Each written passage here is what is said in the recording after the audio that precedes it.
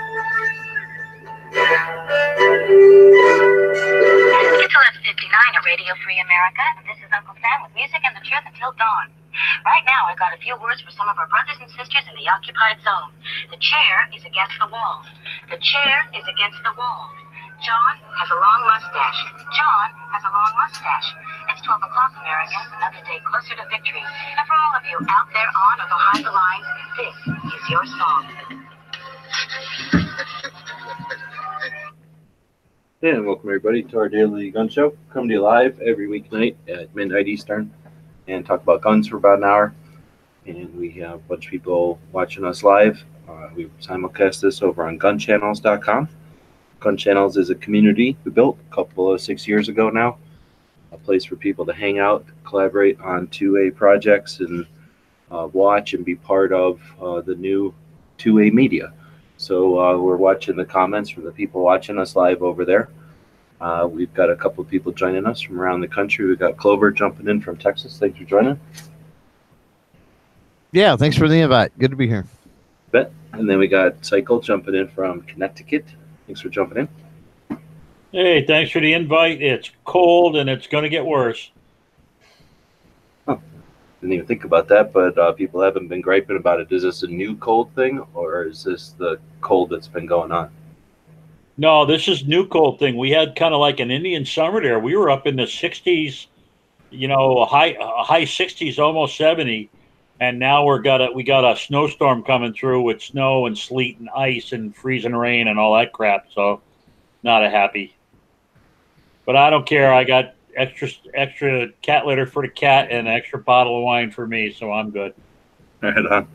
So I'm down here in Arizona. We've got links out to Night Strike, to Ghost, and to Ellis, who are all in the Gun Channel SWAT picture on our thumbnail today, but they decided not to jump in for OPSEC reasons, I guess.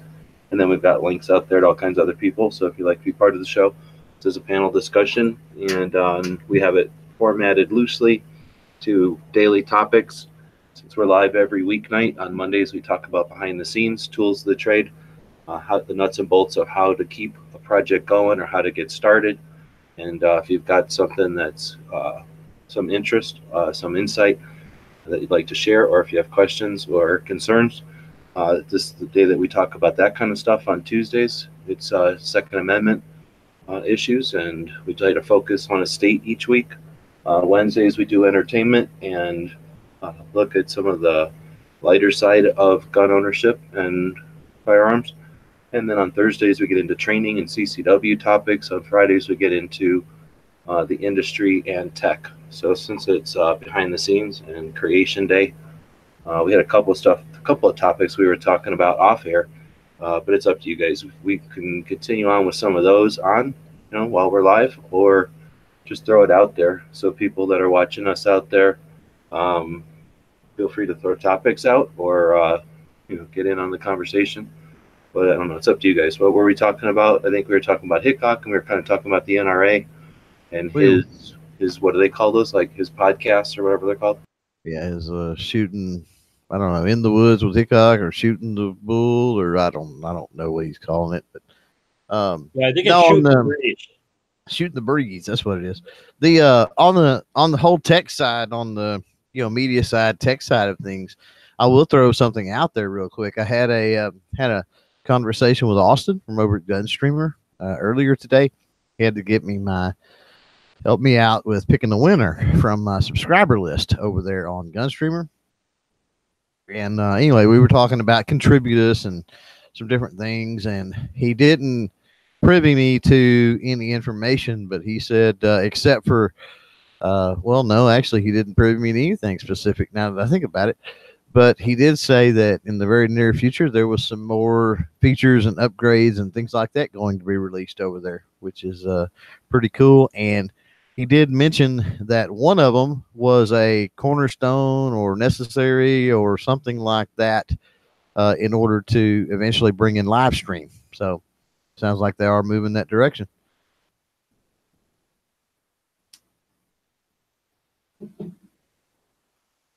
That's good to hear. Yep.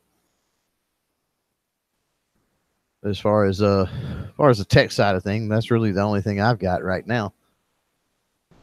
Well, I've got a technical question for Night Strike. If we could all, I'm sharing my screen here. We can all look on there. I'm going to scroll in. I'm going to enhance this picture, so to speak.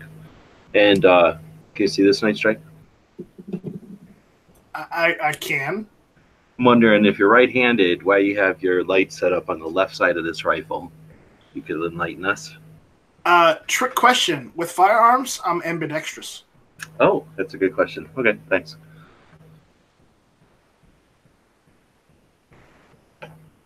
Anyway, so we were talking about NRA. NRA and what, Yankees rant the other night. I listened to about a half of it, I guess, and then they started talking about like gun questions from the audience. Him and Matt were on the chat complaining about Hickok. And oh, you know what? I listened to it on my phone. I started listening to it on the phone, and then I went somewhere, and I never had done that before. I guess I knew it could be done. I just never did it. But I had it on my phone. I stuck it in my pocket and was listening to it because I didn't need to see anything, right? It was just them talking to each other. And I could hear it pretty good. And I got in the van, and I drove away, and it just worked. Like, it just jumped to the cell signal or whatever and played fine. I never really thought about it because I never do that. But just on the tech side, does anybody ever listen to videos and then, like, while you're driving and stuff, and as opposed to like the radio in the car or something, or having a conversation with somebody? The car that I rented when I was in Tulsa in November actually had Wi-Fi in it, and of course it wasn't until like the last 2 days, but I did find out how to do that, and that was pretty slick because I could play the stuff back through the phone. I could use the phone with the Wi-Fi and then play the stuff on the phone back through the Bluetooth. And that was pretty cool. I've never done that before. That was pretty neat. Most of the cars I own are really old, so they don't have any of that technology in them. Yeah, same here. Marco's got that in his car in like DC, and he was able to do that. It blew me away. I thought that was really cool. Of course, we had you can listen to Marco's weird music, but right. We had Bluetooth in the one that we rented to go to SHOT Show, and so that was very cool. I mean, we too do not have. We're able to plug in, physically plug in. I've actually got a little Bluetooth adapter on mine. It's an older radio, but it has the little jack, and so I've got a little Bluetooth adapter, there in the truck that you plug in that you can use. And then my wife's, it's got a USB, I think, on it, but they're not stock radios, of course. But yeah, the one we rented there, it had Bluetooth, and that's the first time I've really used it for any length of time. And it was really nice.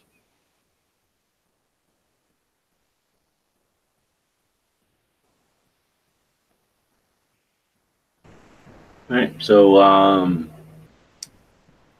Ozzy says he listens to this one while driving all the time. Dead Horse gave me a thingy, like looks like an old-fashioned radio, but it's just a speaker that Bluetooths. And I didn't use that, but it was just the idea that I walked from internet signal to the jumping over, transitioning to the cell phones internet, I guess. And it was just, I mean, I'm surprised, but it was, just flawless. Like no hiccups or glitches or nothing. Anyhow, so the Yankees rant about Hickok, and basically, I guess the concept is that Hickok did some sort of, what does he do, a podcast, or he does some sort of thing where he just basically. I think it's just a chat where he just reads emails or something. I'm going to tell you, he ripped off my lawn chair chat's what he did. I'll tell you exactly what he did. So he was like, "Hey, that's a good idea. I'm going to copyright strike him." He did, yeah. So then, but he's just out there, doing his thing, and then he said something about, well, you guys tell me, did you guys listen to Hickok's thing? I'm hearing it all third party from Yankee and Matt, so it's like, I think it might be biased. Could be, but I mean, it could be probably potentially biased from hearing from many of us too. I will say this, it's not, and for those, I think I mentioned this on pre-chat. I actually dissected one of those Shooting the Breeze chats about a year ago. It's on my channel. I'm sure you can probably find it somehow. I think we did it on an after hours show, but I actually took that I don't even remember how long it was, but I went through there, and I mean, I was pausing it every 30 seconds and everything else, and copying excerpts down from it and all that. And the dude contradicted himself, like 8,000 times, one way or another through that. So as far as this being something new for Hickok, I don't think it's anything new. I just think that maybe Yankee finally picked up on it, or he was in the mood to rant and rail against somebody, and well, he doesn't have a lot of love for Hickok anyway. Apparently he, overheard some stuff in person or whatever from Hickok. So, already having that preconceived bias or whatever it is toward Hickok. I mean, maybe it just finally manifests with this particular version, but it's not anything I've noticed this type of behavior from him in videos in the past, in these particular videos, the shooting the breeze. But in this particular one, well, did this one get any more coverage, or did this one get more views than any others? That would be interesting to know. I would have to go back and try to figure out which one I dissected and then compare it to this one. And that's something that'd be something interesting to do. If everybody else gets on a tirade or a rant here, I could certainly do that while that was going on. We don't want a dead mic while I'm researching that. But I feel like but yeah, you ever seen one of these movies like the magazines in like the 1950s and 60s where they had like a big room full of women that would do all kinds of research, and the guys just sat around having martini lunches and right. do everything? We should have one of them, like teams of women that do all our research for us while we're doing this show. Right. Yeah. No kidding. Right. Yeah. Well, yeah. Do you think Hickok? I'm gonna steal a Trump supporter saying. Do you think Hickok is playing 5D chess? Well, I think that Yankee brought up.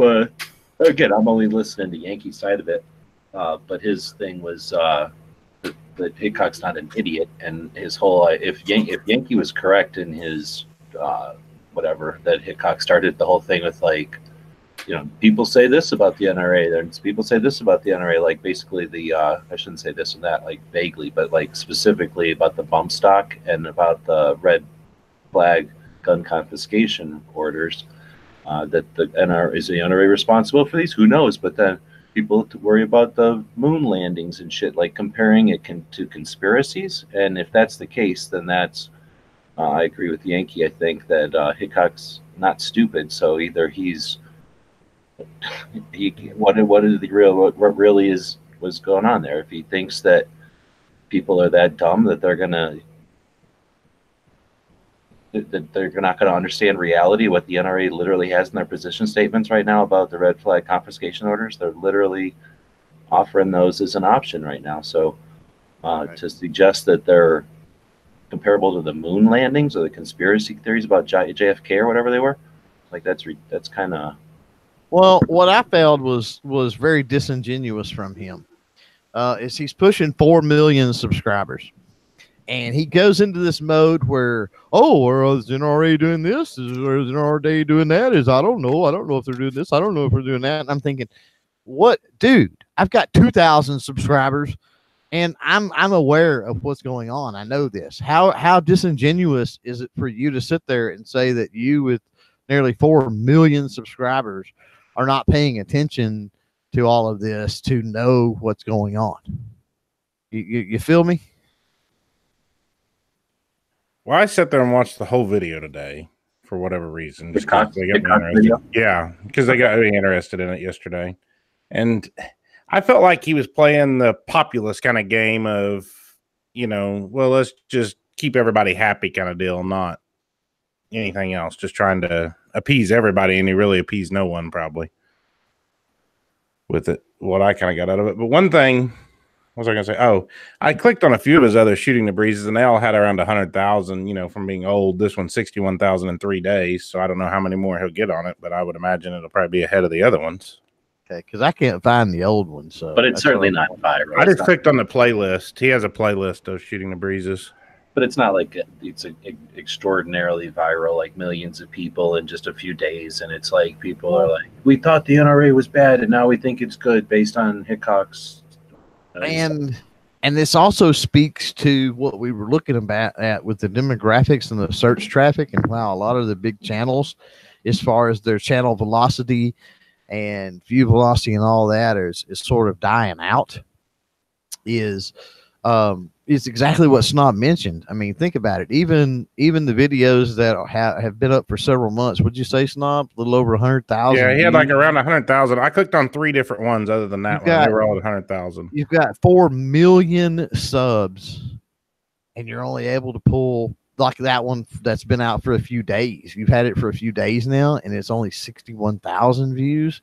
And then you've got them that's been up for months, and they're only 100,000 views. It's like that's the equivalent of having like 1,000 sub channel and getting 5 views on a video or some crap. That's what I was gonna say. I've got a video that's been out less time than that one, and it's already got like 65 views, and I've only got 800 and some subs, almost 900 subs. So no, yeah, it's all relative. Well, I've had issues with some of my videos had more thumbs down than they actually had views.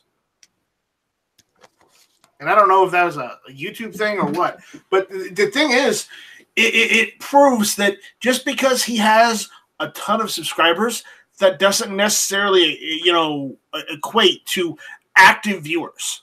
Right. And if he's only getting 100,000 hits on his live stuff, then you know what?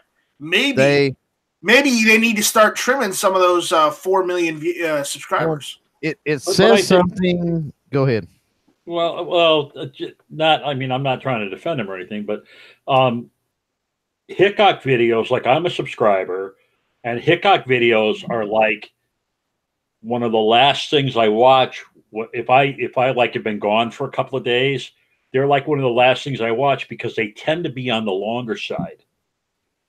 And I know exactly what I'm going to get. I know I'm going to see the guy shooting guns and talking about the guns that he's shooting. And I know I'm going to be drooling because he hits the steel so well and all that kind of stuff. But generally speaking, I don't rush out, like every time those guys put something up, I don't rush out to watch it because it's always a 25 to 30-minute thing. And I got to, I need time for that. I need to do that kind of stuff. So I could see that his stuff would go slower. And to be honest with you, the shooting the breezes, because they're just him kind of doing it's not architected, it's not orchestrated, it's kind of a stream of consciousness kind of mouth diarrhea that's going on. A lot of the people that are big on his channels, look to see the shooting videos, and that other stuff, they just toss it.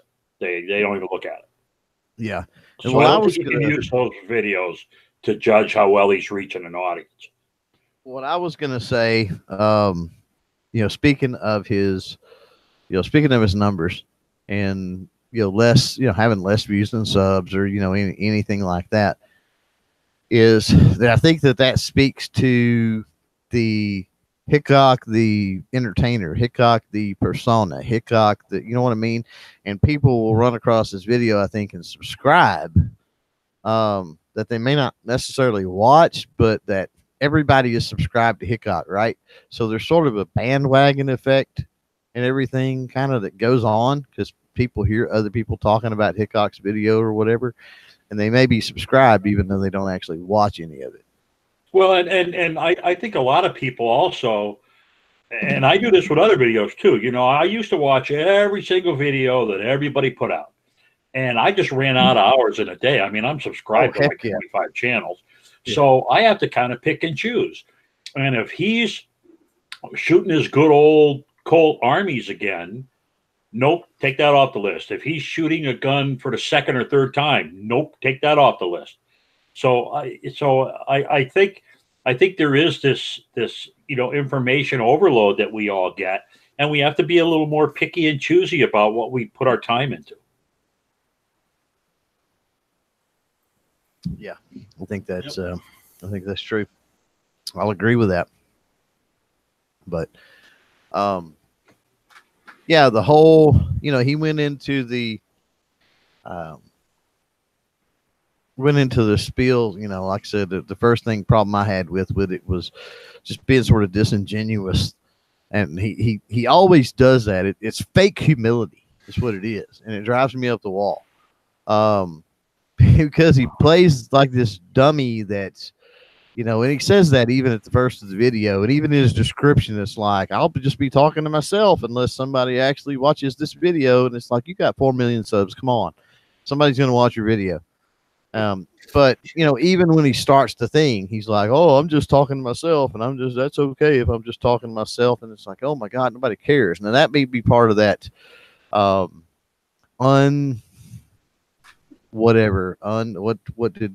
site? Unprepossessing. There you go. Yeah, you talked about and it. He does that, and just to stream the his thought. regular watchers like me, we all know he's just bullshitting us. That's all very tongue in cheek. Yeah.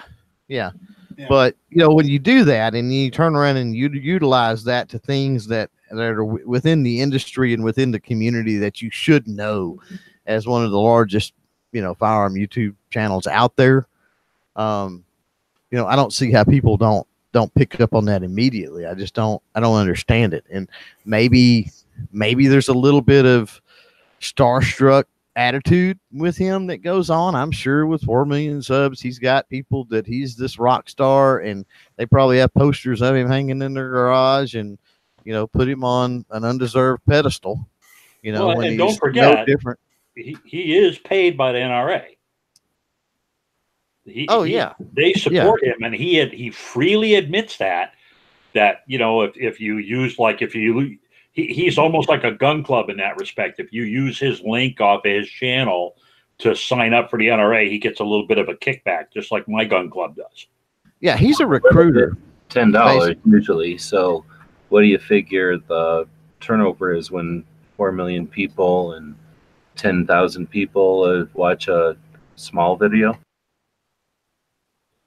Oh, he's getting 100,000. Yeah, he's potentially getting a few thousand video, you would think. But I do think, I mean, it is. How should I say this? I never realized until I started watching other people talk about the NRA what a shitty job the NRA was doing preserving our rights. And I never realized how much, and it all comes down to one thing, and that is we did our best to keep it from being worse. You see what I'm saying? Where GOAs take no prisoners, no more, not another inch, not now, not ever, never. You know, that's kind of the way they come off. NRA is kind of like, well, it was going to be really, really bad, but we got in there and we helped mitigate it a little bit, and it's not as bad as it was. You see what I mean? And unfortunately, I think that attitude is why we've gotten where we've gotten. And one of the things he talked about in that first 25 minutes was, you know, well, maybe we ought to make some of these concessions. Maybe, you know, nobody understands what the hell good bump stocks are anyway, so why don't we give it to them and all that kind of shit. And he just doesn't he definitely underplays the whole issue of if you give them a friggin' inch, they take a mile. Yeah, I mean, didn't we give him enough with machine guns in '86? Didn't we give him enough with silencers and, you know, machine guns and, you know, the NFA? I mean, when does it stop? That's such a marginal. I mean, even among regular gun owners, that is such a marginalized group of guns. I mean, how many people really owned? I mean, other than the people that came back from the service, how many people really owned machine guns and stuff? A silencer, yeah, maybe they might have wanted those, but again, it's such a small part of the whole dynamic, and certainly every daddy duck hunter is not going to be looking at that stuff. But I think that the stuff that Clover was talking about earlier, where he makes these allusions or allegories with obvious shit that everybody just shakes their head at. Yeah, the big conspiracy that killed JFK, which there probably was, but no one really wants to admit it. And you know, the moon landing was fake, and this, that, or the other. Roswell is real, and there's aliens walking around. You know, and to take that and put the the NRA hasn't really done that good a job. That's another one of those great urban myths. That really does us a disservice. Mm-hmm. Yeah, because a lot of it you can go back to congressional like committee hearings and stuff, and pull that crap up, and you could pull up what they say. And all the way back to 34, we went through that on a daily gun show, and I know I went through it personally, even the testimony from 34, or from, maybe it wasn't 34, but yeah, back in FA. The one thing that when you were talking about, the Mohawk boy out there is talking about the hypothetical that, you know, the shooting at different times, and he creates the, you know, Hickok Association, and he helps draft a bill and whatever, and then, you know, they're gonna stop all the shooting in the county, which, come on, that's not gonna happen, first of all. And if it was, stop it. if it was to happen, it would be taken to court and struck down in a heartbeat. That would be the maneuver you would want to take, is just kill it where it stands. But he's like, you know, if we're facing, you know, not being able to shoot it all in the county, then we got to come to the table with something to compromise, you know, which I think on its face, that premise is BS. But then he turns around, and in the same breath that he's talking about compromising and setting these times, he says, well, no shooting after dark. Now, I don't know about the hunters. I don't do that, and I'm not worried about them. And I'm thinking, what did you just say? Because you're taking a whole sector of the firearm community, and you're just throwing them under the bus. A huge sector of the firearm community. Yeah, the biggest sector, probably. Yeah. So, But Clover, why instead of though, so I get you. Okay, well that's fine. I get you. But here was my thought when he said that. You can't see in the dark. Even if you are in compromise mode, okay, then why not compromise with a restriction that if you're caught after dark, as long as you're hunting, it's fine. Because there's probably less of that goes on, you know, than people realize. That's what, believe it or not, that is one of the things my gun range gave up. We used to shoot at night. We used to bring our cars up onto the berm and use our headlights, and we used to have night shoots. And people complained about it, and we said, okay, we'll give you that. And we stopped shooting at night. But that wasn't a piece of legislation either that you compromised on. That was something that you actively said, oh, okay, this is a courtesy to these people that live here. Right. And then that's and then they made a law. So then, no, they didn't make a law, but then people complained about the fact that we were shooting on Sunday mornings, and people were trying to go to church. And even though we're 5 miles from the nearest church, we said, hey, you know what? We want to be good neighbors. We won't shoot till after 1 o'clock on Sundays. And then somebody said, well, you shoot kind of early. You see what I mean? It's just, we gave them an inch, and then somebody came up with another restriction, and then somebody came up with another restriction, and then that's somebody like came up a quarter of your weekend if you can't shoot till 1 o'clock. And then you can only use the range one Thursday out of the month. Right. And now we can't shoot before 9 o'clock during the day, and we can't shoot after, I think it's a half hour. It's at dark or a half hour before dark. It's whenever. So for us, you can't hunt at night in Connecticut. So their end of it is, this is annoying and you're a nuisance, and we're going to nibble away until, you know, it's less inconvenient for us. And what that effect is, the range is only available at certain times, so it's either crowded or the range membership goes down as it's a result of frustration or an ability to actually get a time in there, or they've nibbled away the edges of the schedule, so that people who could only shoot on Sunday mornings or in the evenings can no longer be members because they can't shoot anymore with their schedules. And what you end up with is fewer and fewer people there to resist the tyranny of compromise, quote unquote. And then they start to say, oh, well, look, your range is only open for 6 hours a week anyway, so why not just get rid of the damn thing and turn it into a golf course already? And there's no one there. Every 5 years, we have to go back and get another certificate from the town that says it's okay for us to use the range as a range. Yeah, we had one year that in Tucson that had that same thing happen. It was a range that had been there since the olden days. The town grew and encroached and grew up around it. And then even though those people built their houses around the range, eventually it turned into the same situation. Nibble, nibble, nibble. Well, you don't even hardly use the range anymore. And then it was gone. Well, I've got a story here at my house. I've told this before. I've got a neighbor, and he moved in from retired. I guess he's retired, lives in up in the DFW area. Come out here and built this barn and all of this. He's probably 200 yards from my range. And so anyway, comes in, and I would shoot at night. And now I still shoot at night. I just shoot suppressed. But he had a problem. And I was like, okay. So I made that concession. I'm like, okay, I understand. And nobody else around me had ever said anything. But for the most part, their country life and all, they're used to it anyway. So it may have annoyed them. They just put up with it, because there's some gunfire and some things that happen late at night around my house when I'm laying in bed, and I'm like, really at 3 o'clock in the morning, I got it.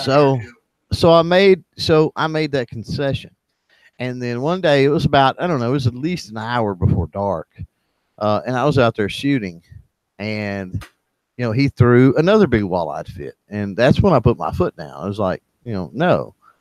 And it got as far as he kept calling the sheriff's office on me, and it got to the point to where the sheriff's office, the first few times they called me because they knew who he was talking about and they knew me, so they just called me, and they were like, well, you're within your rights to do whatever you want until you shoot something over on his property or something like that. It's the noise is not a factor in the county, and I'm like, I know that.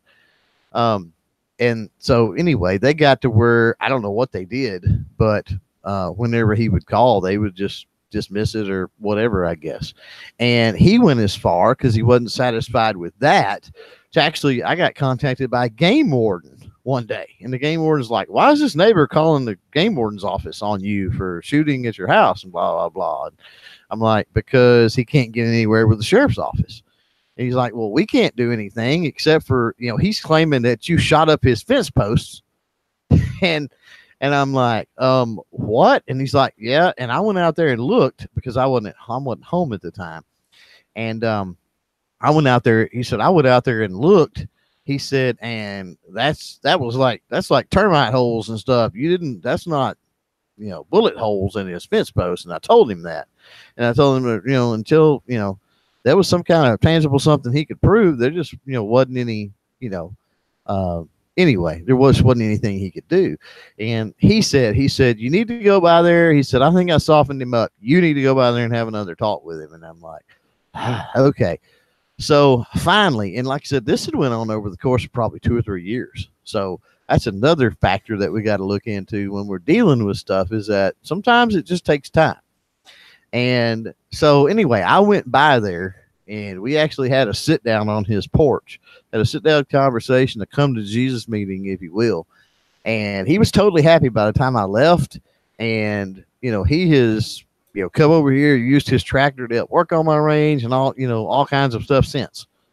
So I don't know, for the longest, I don't know what was stuck in his crawl. I don't know if he just didn't know me well, and I didn't make efforts to get to know him well, or what was going on. But he had no idea that my range was set up the way it was. He had no idea of the certifications that I had and what I was actually doing out there, and all this other stuff. And once he knew everything that was going on, he was way more comfortable with it. So then that brings me back to what I always talk about with education and people, knowing and understanding what's going on, no matter what the case may be.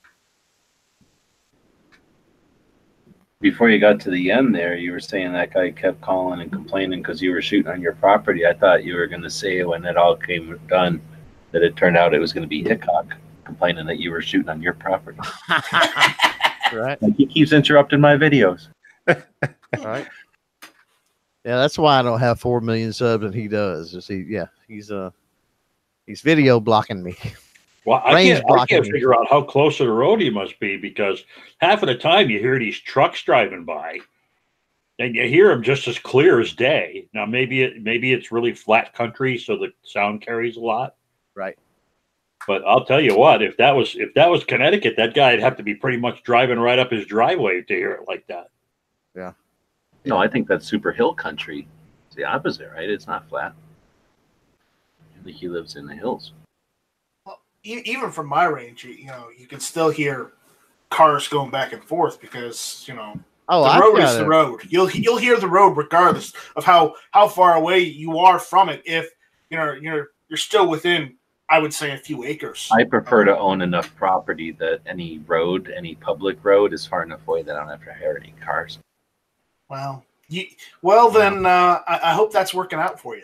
Yeah, I don't really have any cars drive down my road, so I don't have that luxury. I've got a fairly major highway that is pretty close. You can hear it on videos occasionally. I try to film and do cuts in between traffic and stuff as best I can. But I've got a pretty major highway behind my range, and I've got a county road actually in front of my range. And when I say behind and in front, I'm talking like less than 100 yards. Next time they're doing road construction in your area, go out there and grab a bunch of them construction horses, and then whenever you want to film a video, just put those out. Block the highways. Right. Block the highways off. Sure. Yeah. That's by the time you're done with your video and pull the horses back in, everybody be like, I don't know what you're talking about.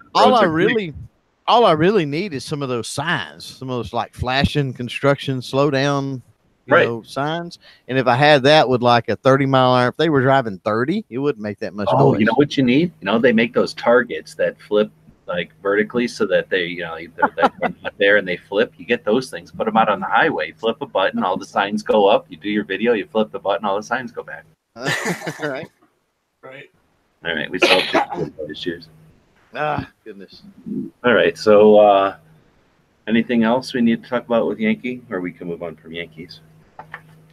Well, as far as the Hickok, but the NRA was a totally different frustration that I've had the last few days. The Yankees just kind of rekindled my frustration there.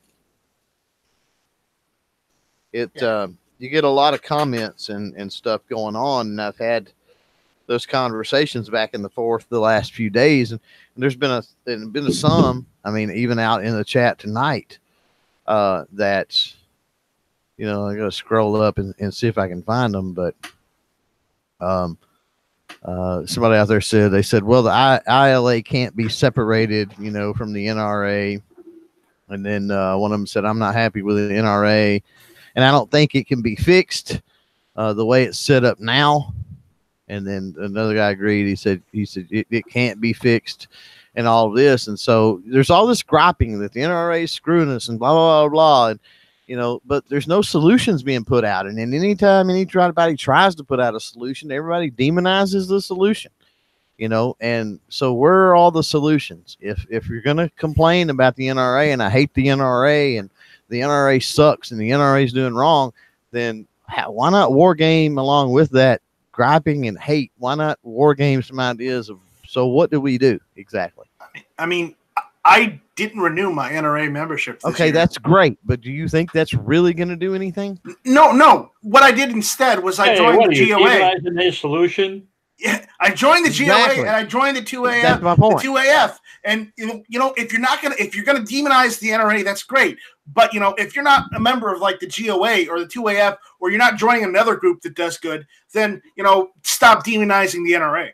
No, and I totally agree. That's diversification, the same as we talk about demonizing YouTube or anything else. And yeah. But here's the thing. I agree. The first thing to do is support other organizations, mm-hmm. and put your money where your mouth is. The irritant that I had with the NRA, I mean, NRA as a base, I think they do a lot of really good things. Education. Yes, they do. They do. And stuff like that. The other organizations don't, and that's part of my point. That I'm not demonizing. I can have a conversation about this. So. Yeah, if your solution is to, let's all go join the GOA, let's not give any money to the NRA. Well, then guess what?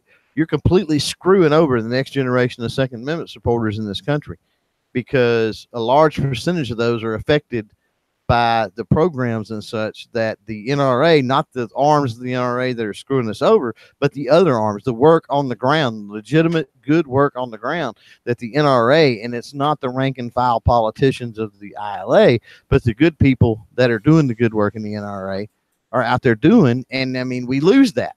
So do you want to trade off that for, you know, because it's going to take years to bleed, even if you could successfully do it, which I think that it probably could be done. It's going to take years to do it. And can the GOA, can any other organization pick up that banner for education and competition and, you know, safety and awareness and all of this other stuff? Can they do that? Because that's going to have to be a component that I think is going to have to be in play. Yeah, I think it's really the ILA component of the NRA. I mean, the problem is the big players kind of straddle the fence. You know, LaPierre kind of straddles the fence, Cox kind of straddles the fence. And I mean, I'll give you an example. I went, you know, a month ago, I got yet another letter from the NRA, renew your membership. Well, I'm paid ahead like 3 years. It's like, fuck you, I'm not renewing my membership. I'm already paid ahead 3 years. And then just the other day, I got a letter from the ILA saying, renew your membership to the ILA. And I said, wow, this is the first, I mean, I remember them asking me for money, but this is the first time they ever talked about it like it was a separate membership from the NRA. And I thought that was very interesting. And then, of course, I tore the letter up and threw it in the trash because I'm not giving them any more money. So it was NRA, I'll keep my membership up because I have to. I'm kind of stuck. Extra, like, direct support for the ILA? Yeah. I mean, like, as if I was a member in the ILA separately from the NRA. That's interesting. Renew your membership to the NRA ILA, which was a totally separate letter than the one I got the month before, which was, hey, how'd you like to renew your membership to the NRA? So they're starting to act more like two different organizations, which I personally, I think is a good thing. Because you know, like you said, the NRA, you know, safety training, you know, certifications, you know, stuff like that. And that's the other thing is, you know, like Connecticut tried to pass a law about instructors. And if NRA wasn't certifying the instructors, we would have been in a world of hurt because there is no other mechanism to certify training instructors in Connecticut. But they would write the law anyway. They don't give a shit. I mean, the stuff we're putting up this year is phenomenal. And you know, that's one of the good things about the NRA is you can say, hey, at least they're a known quantity and they have a standardized forum for, you know, putting together training courses and stuff and certifying instructors. Right. But from a legislative point of view, I think they do kind of a shitty job. No, absolutely do. So, you know, is there any plays that can be made through, because this is something that's since shot in talking to the more than one board member there. Is there any plays that can be made through the board? Because I mean, the board doesn't hold any power, or best we can ascertain anyway. It doesn't hold any power, but a lot of that crap works in secret. A lot of the stuff that I was privy to at SHOT Show, I didn't realize that a lot of that was going on. I didn't realize that there was board members not showing up, that there was no transparency to even know which board members were showing up, that there's obviously no transparency in the voting process and the vote counts and all of that stuff. It's just a superficial, vote, basically. It's just, hey, here's the people that won. They don't actually show you numbers or keep track or, anything like that. So, is there something we can do as far as the board, whether it's communicating with the board directly, that can potentially change things, at least starting out, change things with the board first, get transparency and accountability and stuff established, maybe within the board, to be able to potentially get good people on the board, at least a majority of good people on the board. That's a whole lot of people, which is a whole other issue. I don't think the board needs to be necessarily as big as it is. And, then at that point, once you have dedicated people, on the board, what can they do? Because word is they've shut them down to where they can't really do anything. But I've got to think that there's some kind of tact that can be used. Now, the board members can't come out and actively just rail against the NRA because supposedly the NRA can kick them off or kick them out, right? I mean, that's what I hear anyway. And this is all conjecture. That's the bad thing about it. This is like what I hear. So, you know, but if they can't, just because they can't come out publicly doesn't mean they can't slip. Oh, here's some weaknesses within the ILA. Here's some ways to go after and counter the IRA. Here's some loopholes that you can work through. In other words, you know, because we've got people on the inside that they can then feed us information to maybe curtail some of the stuff that the NRA is doing. Maybe we could get information before they act on it. Anybody? That's just the thought that I've been wrestling with. It's a good thought. Yeah, I don't know. I mean, it's like our local legislators. I mean, I had a local legislator representative who, I mean, he had, you know, come have breakfast with me or come have lunch with me meetings all the time. And, you know, a lot of what he talked about was, and here's what we can do and here's what we can't do. And here's the limitations of being in our party, and here's the limitations of the caucus that we're part of, and here, you know what I mean? And then you really start realizing, holy shit, those guys really don't have very much power at all. And it would be nice to have that kind of a conversation with a member of the NRA, with a board member of the NRA. Well, you know, I had a show on this. I don't know. It's been a little over a month ago. I know G-Webs was on there. I'm sure Gizzard was too. And one of the things I mentioned on there was, you know, what about writing the board members and all that and talking to them? And I was really chastised by the YouTube chat and stuff. Everybody's like, oh, you can't fix it. Just let it go, let it burn down, basically. And that kind of, I just feel like I'm going to stay a member of it so I can, you know, write the board members, whether it does any good or not. I still sent a bunch of them an email just here a while back.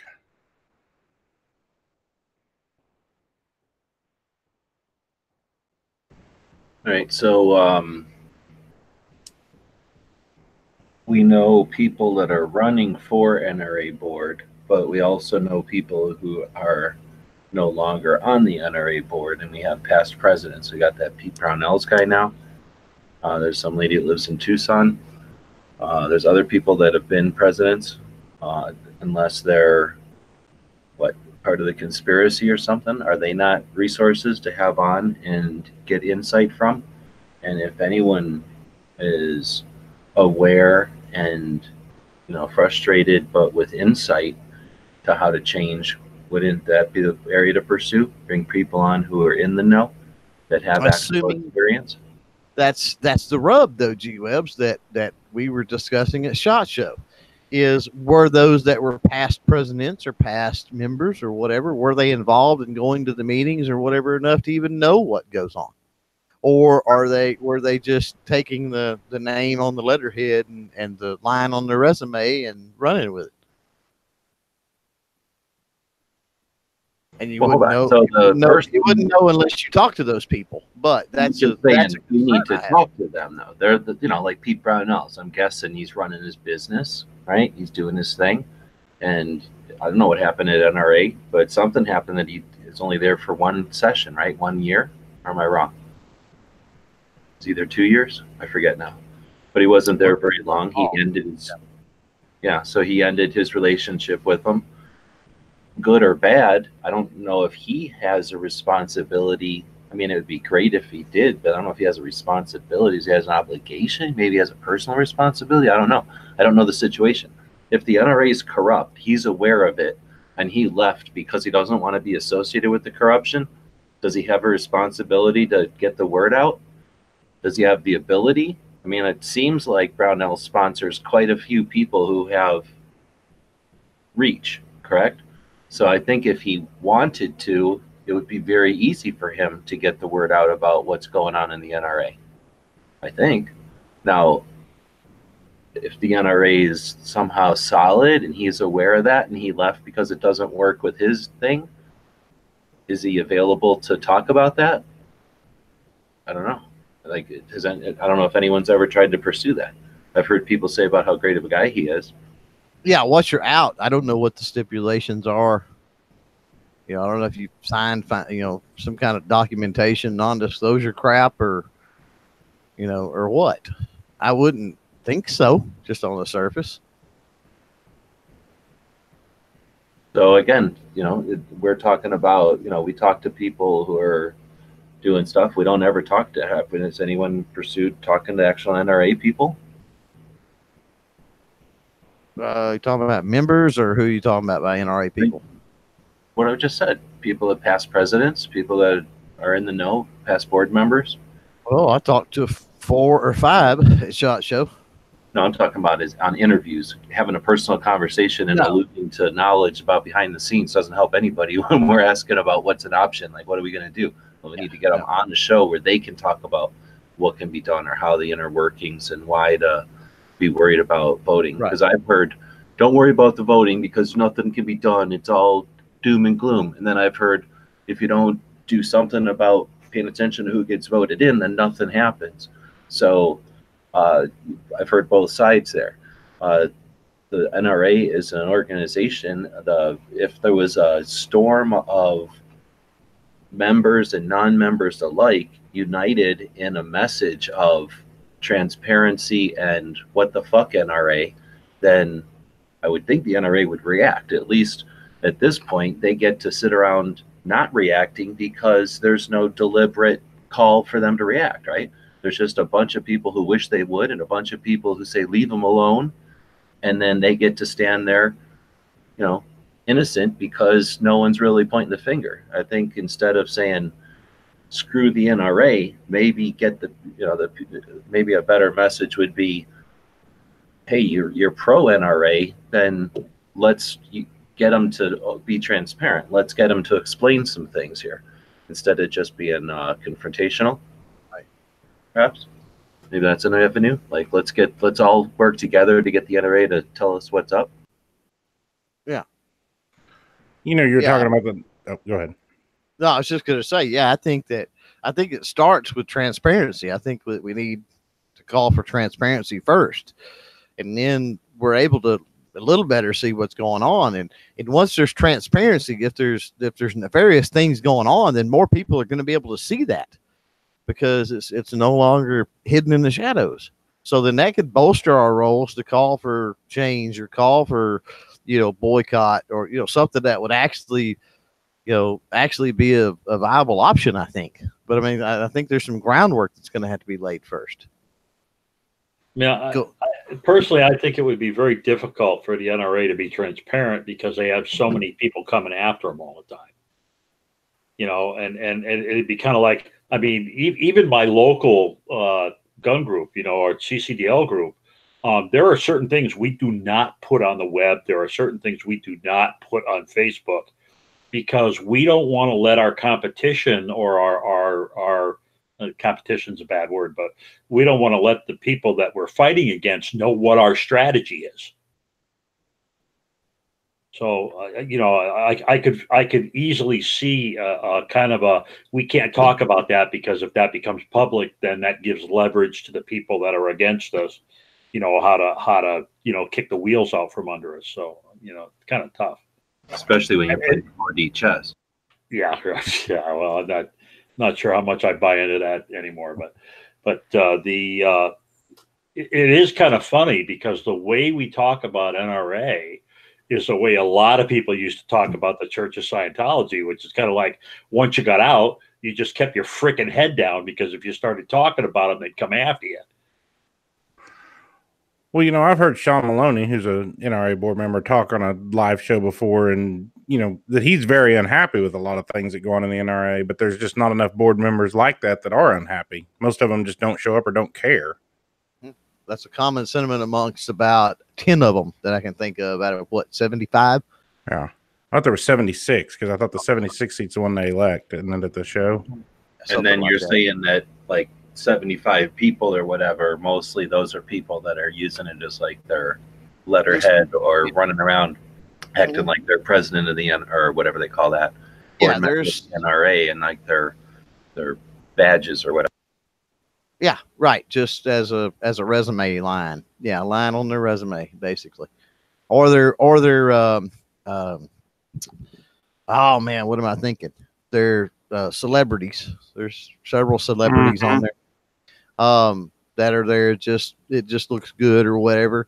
And a couple of them are, you know, like Dean Cain, for example. I mean, he's a Pro 2A guy, but if you're not showing up to the meetings and you're not being involved, then what good are you as a board member, regardless of how Pro 2A you are? That's another issue that we deal with.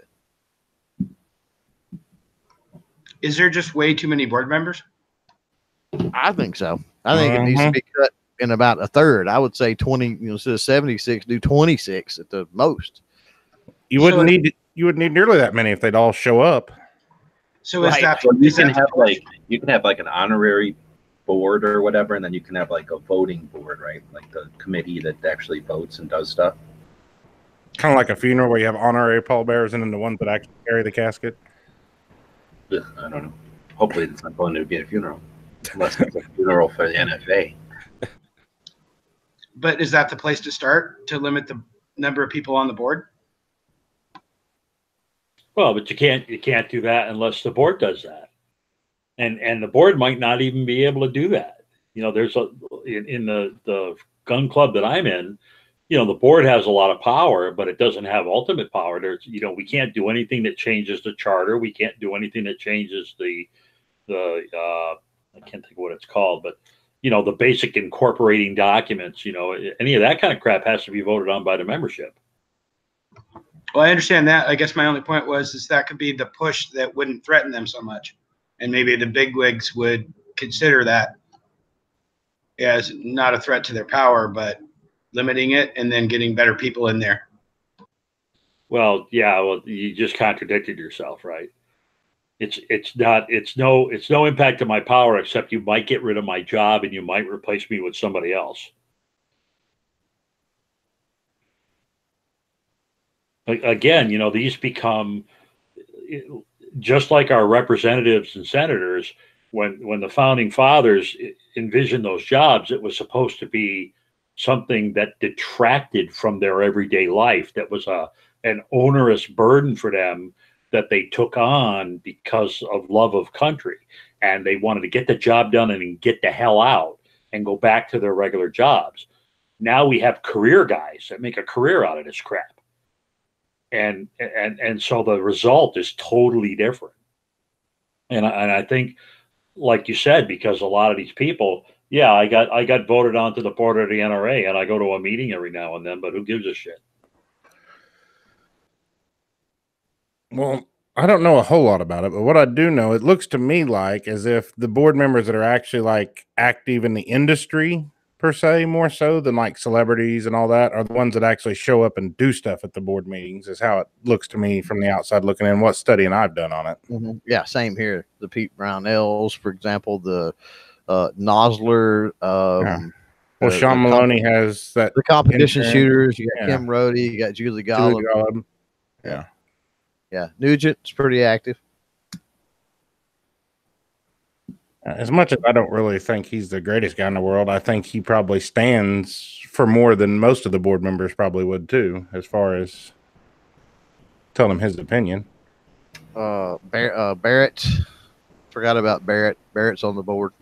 Ronnie Barrett or whatever his name is. Well, but again, that's just another, you know, where the politicians say, "Oh, the NRA is, you know, the gun industry runs the NRA." It's like, oh shit, yeah, a lot of the people on the board are gun industry people. Now I have a question, and I think I'm right, but I'm going to ask Clover because I know he'll know the answer. Doesn't your NRA dues do not go to the ILA at all, correct? That only goes to the NRA, correct? No, the ILA is not necessarily supposed to, but the ILA does siphon off of. The ILA is supposed to work off of fundraising. But let me back up. This is totally the way I understand it, but this is part of the problem with transparency. And you talk to one person and they'll tell you one thing, and one person that'll tell you another. So all you could do is kind of cobble together a best guess. With that being said, your NRA dues go into basically the NRA coffer. and then a certain amount of that is divvied into the charitable arms, a certain amount of that is dealt into the legislative arms, and a certain amount of that is dealt into the outreach arms. And then each of those arms also have their own fundraising and stuff that they do. The problem, and I've heard this from Friends of the NRA representatives for years, not just like over the last couple of years we've been griping about this, but for years, I'm talking about 2 decades, is Friends of the NRA reps talking about how little that they're actually given, that how much they have to rely on these Friends of the NRA banquets and stuff in order to be able to award these grants and scholarships and other things that they do that are simply amazing as far as affecting change on the ground. That's what built our 4-H program here. It was a godsend the first couple of years, especially. And, you know, then listening to them talk about how much little they seem to get every year, year in and year out, but the ILA grows. So go figure, right? So, you know, the consensus is that the ILA, more and more and more, is actually starving out the other arms, which is counterproductive to the whole thing, because, you know, it's a triple whammy thing. And that's what I try to get people to understand when we're talking about the NRA. It really is. You've got a certain sector that is boots on the ground in the community, all of that kind of stuff. And then that deviates into even another branch when you're talking about shoring up and securing, you know, our following generations. Okay. And then over up here on the side, you got the, you know, the ivory towers and all of that is the ILA. And, you know, sadly, you need all types of those tactics, right, within an organization. Okay, we're going to fight legislation and we're going to argue stuff in court, and that's all you do. You know, there still needs to be assistance for actually, we talk about Artisan Tony is doing it and everything else. We talk about this grassroots stuff. And to an extent, a lot of what those arms that are doing good work in the NRA, they're grassroots level stuff. It's just not being, you know, it's not being funded like the ILA, unfortunately. And a lot of that is scare tactic. How often do you see a meme or you see something from the NRA and it's like, oh, they're fixing to take all your guns away? Well, I don't know. I get one in the mail every month or every week, probably. Send us some more money. They're fixing to take your guns away. And, you know, why? Because people love drama. And it doesn't matter who it is. It's the same as Yankee having 1,200 viewers or whatever it was the other night griping about Hickok. It's because of drama. If he was on there talking about positive things and fluffy kittens and rainbows and how, you know, the 2A was alive and well and all of the awesome self-defense situations that are going on and all these awesome programs that are teaching kids, like Kids Safe out of Oregon, for example, that are you know, fighting the good fight with teaching our Second Amendment values to the next generations and all of these positive things, he'd have had 30 viewers on that. So, you know, I blame John Q. Public a little bit because of that. The scare tactics, unfortunately, until people get woke, the scare tactics are going to work. And the NRA is going to put that out and people are going to send them $5 or $10. And when you have 1 million people that do that, well, there you go. Yeah. And there's plenty of people that send $500 to $10,000 to them too.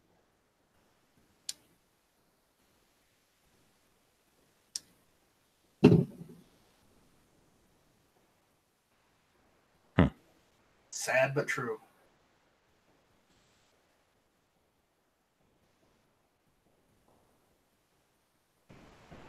All right. Well, you guys were chatting there, and I have been digging around over in this. I did a search for NRA lobby money to see what the NRA spends on lobbying, and whatever the quick Google search came up with 144 million outside spending.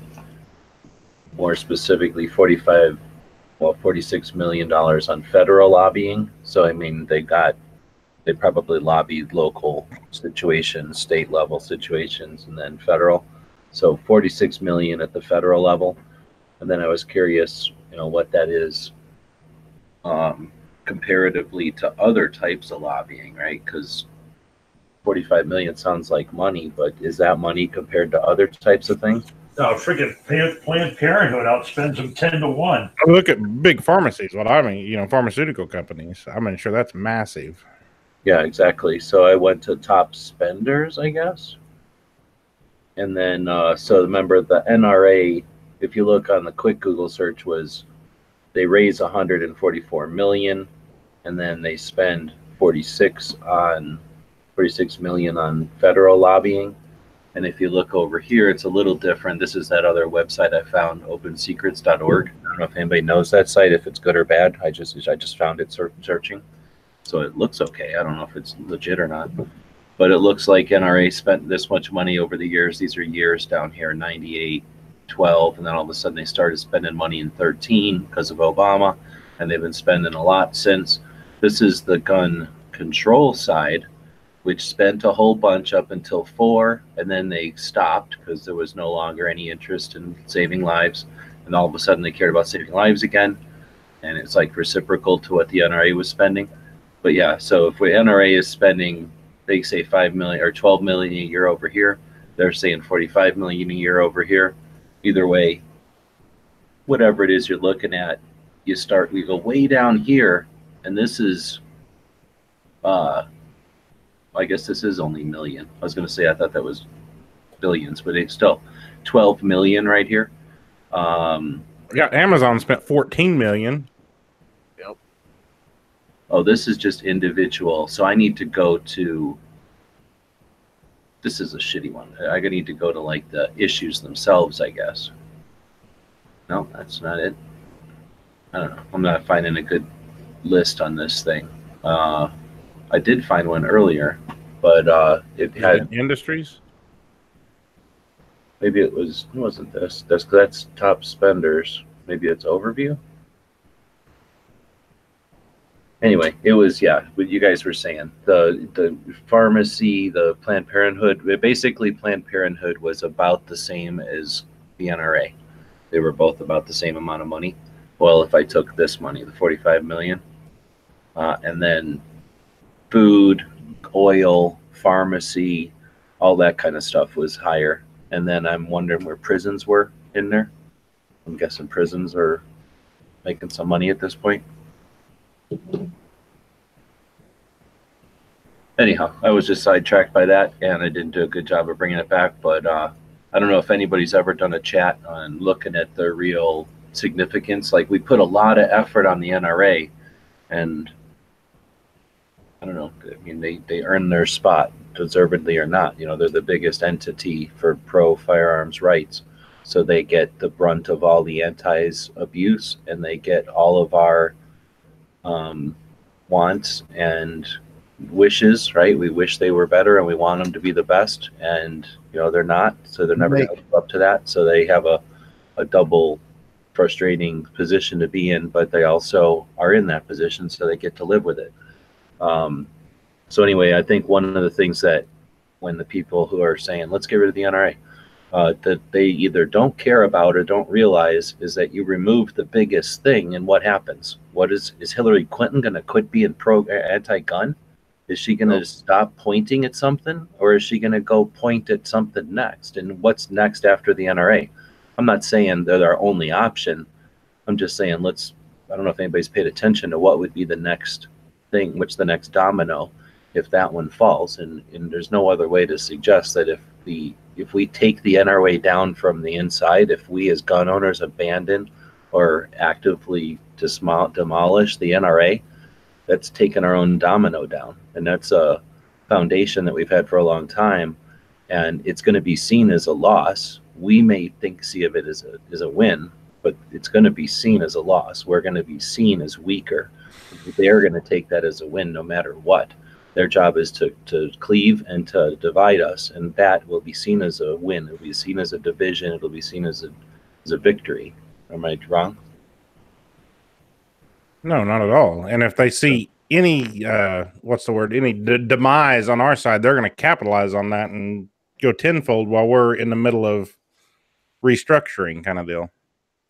I'm not sure I agree, and that is because I'm not sure the true benefit we get out of lobbying, as far as gun rights are concerned. I think we get a much better impact by bringing lawsuits. Yep, I agree. And if the money that we were spending for the NRA to lobby people were getting funneled into the GOA so that they had unlimited coffers and they could start bringing lawsuits all over the place. Yep. I think that would put a lot more fear of God into the politicians. All over the place. I'm talking municipal level, all the way up. Yeah. So they wouldn't have one big dam to go shake their fist at and enjoy the big lake that they get to swim around in.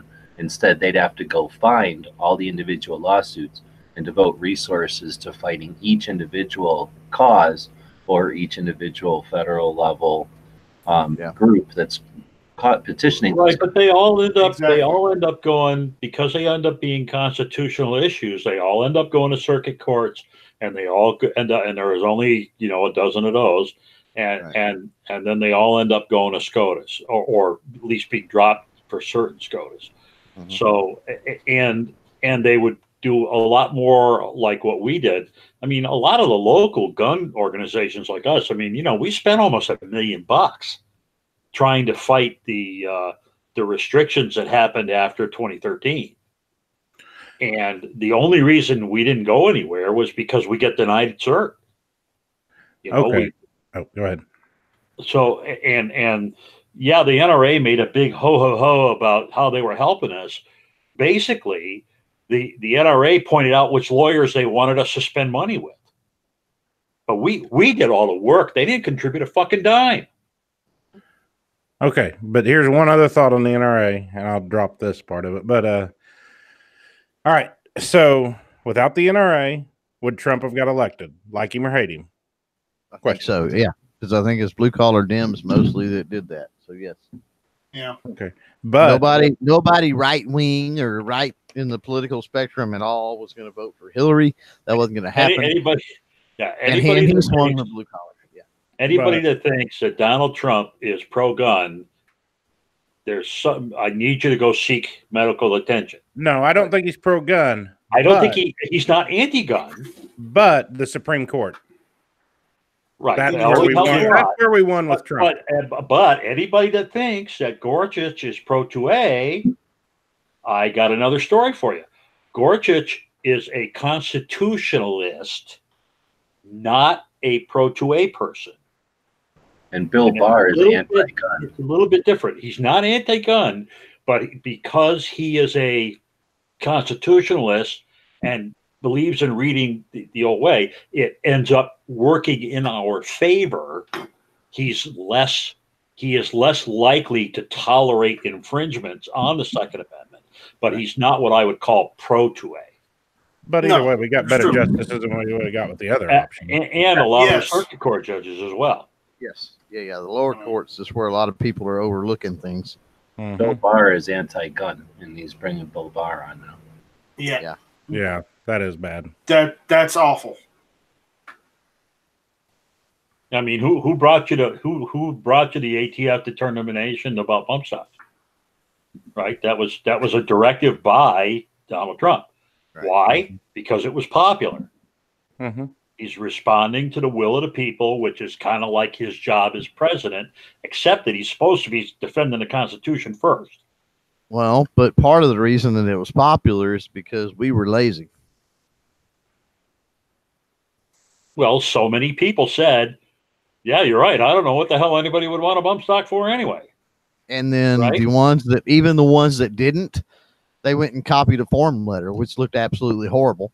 And even then, I mean, we didn't muster near the other side, not near.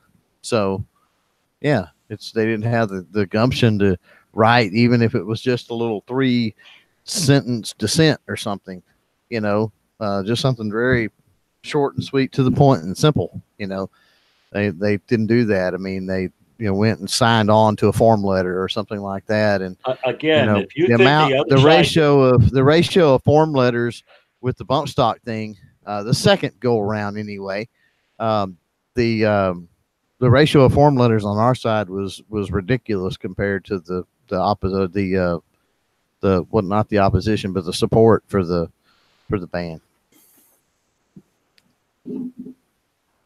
Honestly, I find that difficult to believe.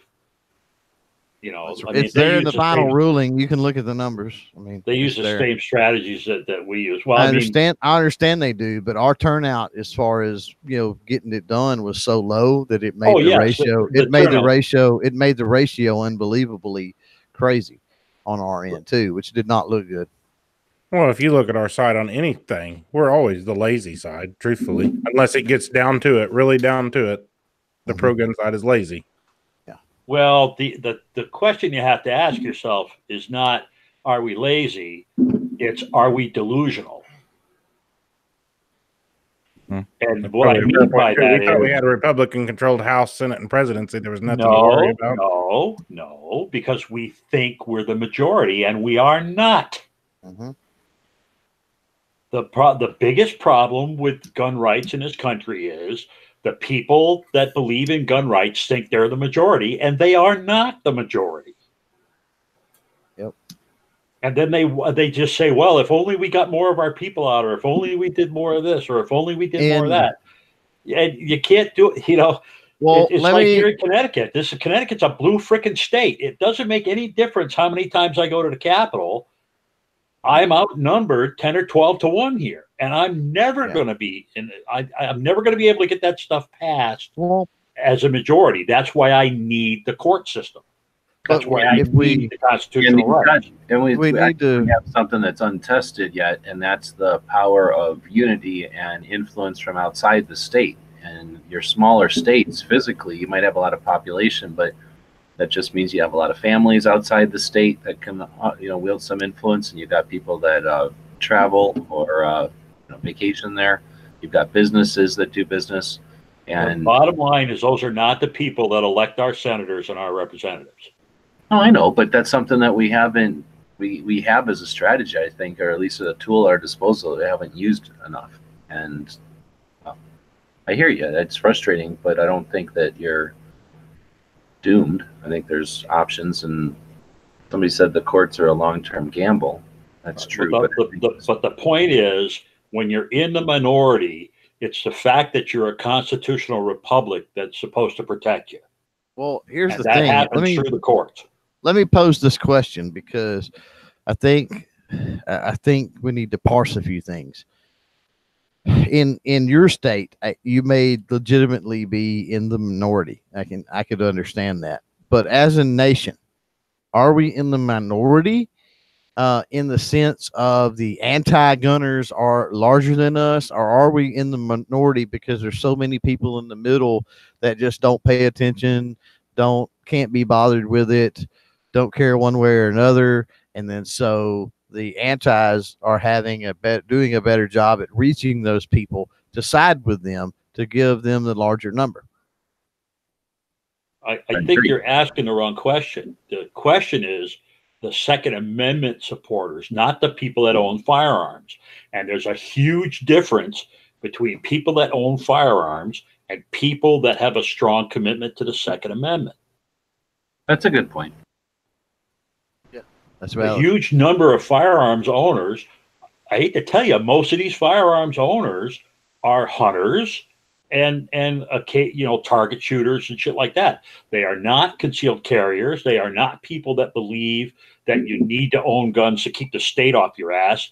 And they would be frankly horrified if you tried to explain it that way to them. And that's why we've got such a hard time, because we think everybody that owns a firearm is on our side or should be on our side, and we're deluding ourselves. But the point is, we do have a Second Amendment. We do have a constitutionally based republic, and that's all we're supposed to need. And the way we keep banging that through is by banging it through the courts, because we've already seen that the representatives and all that stuff are going to pander, or they're going to do what they think the majority of the people in their state want them to do. and that means the majority wins. So we can't, if you can't change the majority, if you can't get a majority by convincing people to come over to your side, then your only recourse is the courts. Right. But that's where we need to work harder, and that's what I've been screaming. I know Clover does a lot for it, is the younger generation. Let's just hold on. If we can just hold on to what we got, the younger generations are hope for getting a lot of our stuff back, in my opinion. Not just hold agree. on. Not just hold on. I think that's again, no offense to anybody here. I think that's getting lazy. But it's just like this whole, talking to hunters and whatever. I think there are some that we can pull over. It takes the right person to be able to relate. And I talk about this all the time. You can rant and rail about, well, I talked to this person and they just pissed me off. They wouldn't listen to what I was saying and blah, blah, blah, blah, blah. It's because you couldn't relate things to them in a certain way. I mean, some people, I don't know, some people, the old, whatever, cool hand Luke, some men you just can't reach. There may be one person in the world that could actually reach that person. Well, you may be that person. And that's why I say, go out and get active in your community and turn the camera on and do all this other stuff, because you never know. But I think that we never stop trying to reach out and to bring those people in. But then, I've got a lot of hope going back to this next generation of kiddos. I mean, even millennials, for example. Millennial women, millennial girls, if you're as old as I is what you would call them, but either way, are getting carry licenses and stuff in record numbers. So for all that we hear about the millennials, there's some potential there to bring them in, because you're absolutely right, Cycle, that just because they go and get a concealed carry license does not mean they're a Second Amendment supporter. Or they're aware or educated or know what's going on. So it requires us to I don't know, nurture them and bring them into the fold. But then the generation behind that, I believe, is a very promising one too. So if we can get that on all three fronts, continue to pull over these adults, and whether it's the FUD or the inner city or whatever it might be, while we're also working the millennial crowd, while we're also nurturing the next generation, then that's the trifecta, I think, that wins the day for us. And right now they've just had their rights taken away from them in many states, and they're trying to do it federally by moving the age from 18 to 21 to purchase long guns. They're making it where a person who's going to college on their own, or just someone who's working, starting their own life out, has to do it with a disadvantage. And those are people that are just barely starting to get their rights, and they've now had them taken from them.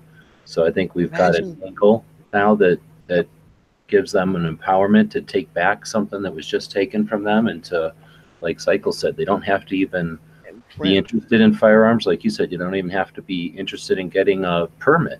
They just have to know that their rights are taken away, and they have to have no interest in pursuing them to want their rights back. Yeah, and translate that into every demographic of the community too. Think about all the 18 to 20-year-olds in all of those states. Think about all the 18 to 20-year-olds that they turn 18. Maybe they don't go to college. Maybe they turn 18 and they get a job on a pipeline, making darn good money, welding, something like that, some type of trade school. And they want to go hunting on the weekend, and they need a rifle, or they need a shotgun, or they need whatever. And they're 18 to 20 years old. What are they going to do? They've just been screwed over. Think about the ones that have, shot competition their entire adolescent life, and now they're in, getting into the big leagues, whether they go to college or whether, they go pro pretty much straight out of high school or whatever the case may be. And they're 18 to 20-year-olds. And guess what? That new, competition rifle or competition pistol, they're screwed. They can't buy it. Tiny part of the population. Again, it's not the big numbers. However, when they pass the laws like the one they just put on the committee in Connecticut, saying they want to tax ammunition at 50%, now you've got everybody that owns firearms pissed. Yep. Oh yeah. And they are actually our best buddies. You know, just like Obama was the best gun salesman. Well, I'll tell you what, this we've got 110 laws, new gun laws, hitting the books that they want to try to put through. And one of them is this 50% tax on ammunition. And that's the kind of crap that you're going to really get to people. You know, Well, that's just like, I was Go just going to say, that's just like 2013. That's whenever, you know, every gun owner all of a sudden got active because they thought our rights were in serious jeopardy, not just one little thing. It was a lot. So, and this hopefully will bring a lot of the people that were either very neutral or you know, apathetic,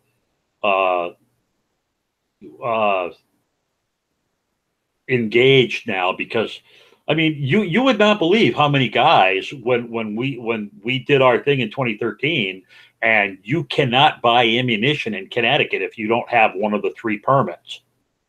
And you would not believe how many people after the fact said, "Holy shit, how the hell did that happen?" But you know, again, it was very difficult. You know, you tell people this is bad for you. It's going to come to you eventually. You know, and they're going to, if you keep letting them pull this shit, it's going to impact you pretty soon. And it was like, nah, nobody cares. I just go out and, you know, do my deer hunting or my duck hunting or whatever, squirrels, whatever. And then the next thing you know, they can't buy ammunition. Because I think the 50% tax thing will hit gun owners hard, because gun owners as a whole, I think, are pretty much tightwads. And that's going to wake them up. Well, you poor guys are. Us rich guys, we don't care. Yeah, we know. Some people go spend $100,000 in Tulsa on 3 guns, but you know. Yeah. What can I tell you? I still think that Cycle Camp was the guy that bought out that entire collection. I can't prove it yet, but I think he was. I'm not allowed to say. Right.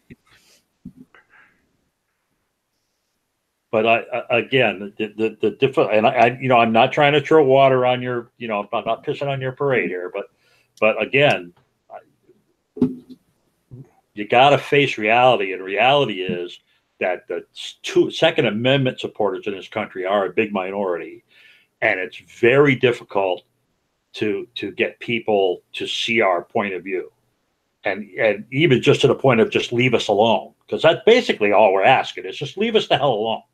And stop blaming us every time, some nut goes wacky and kills a bunch of people. Stop blaming us for that. I don't know if the Second Amendment people are the minority. I think they're probably about equal to the true anti-gun community. It's the people in the middle that swing one way or the other all the time. We need to be swinging our way. That's what everybody says, but that ain't the way that, if you look at the country, most of the huge population centers tend to be vehemently anti-gun. Well, I mean, you're dealing with a whole lot of generalizations, because I know people that work in their cities that would probably disagree with you on that. I disagree. I'm not saying that a large portion of your larger cities would not be anti-gun. I mean, they probably are, but if you get a portion of those big cities that are, then let me back up. I said pro-gun, anti-gun, pro-gun. I mean Second Amendment.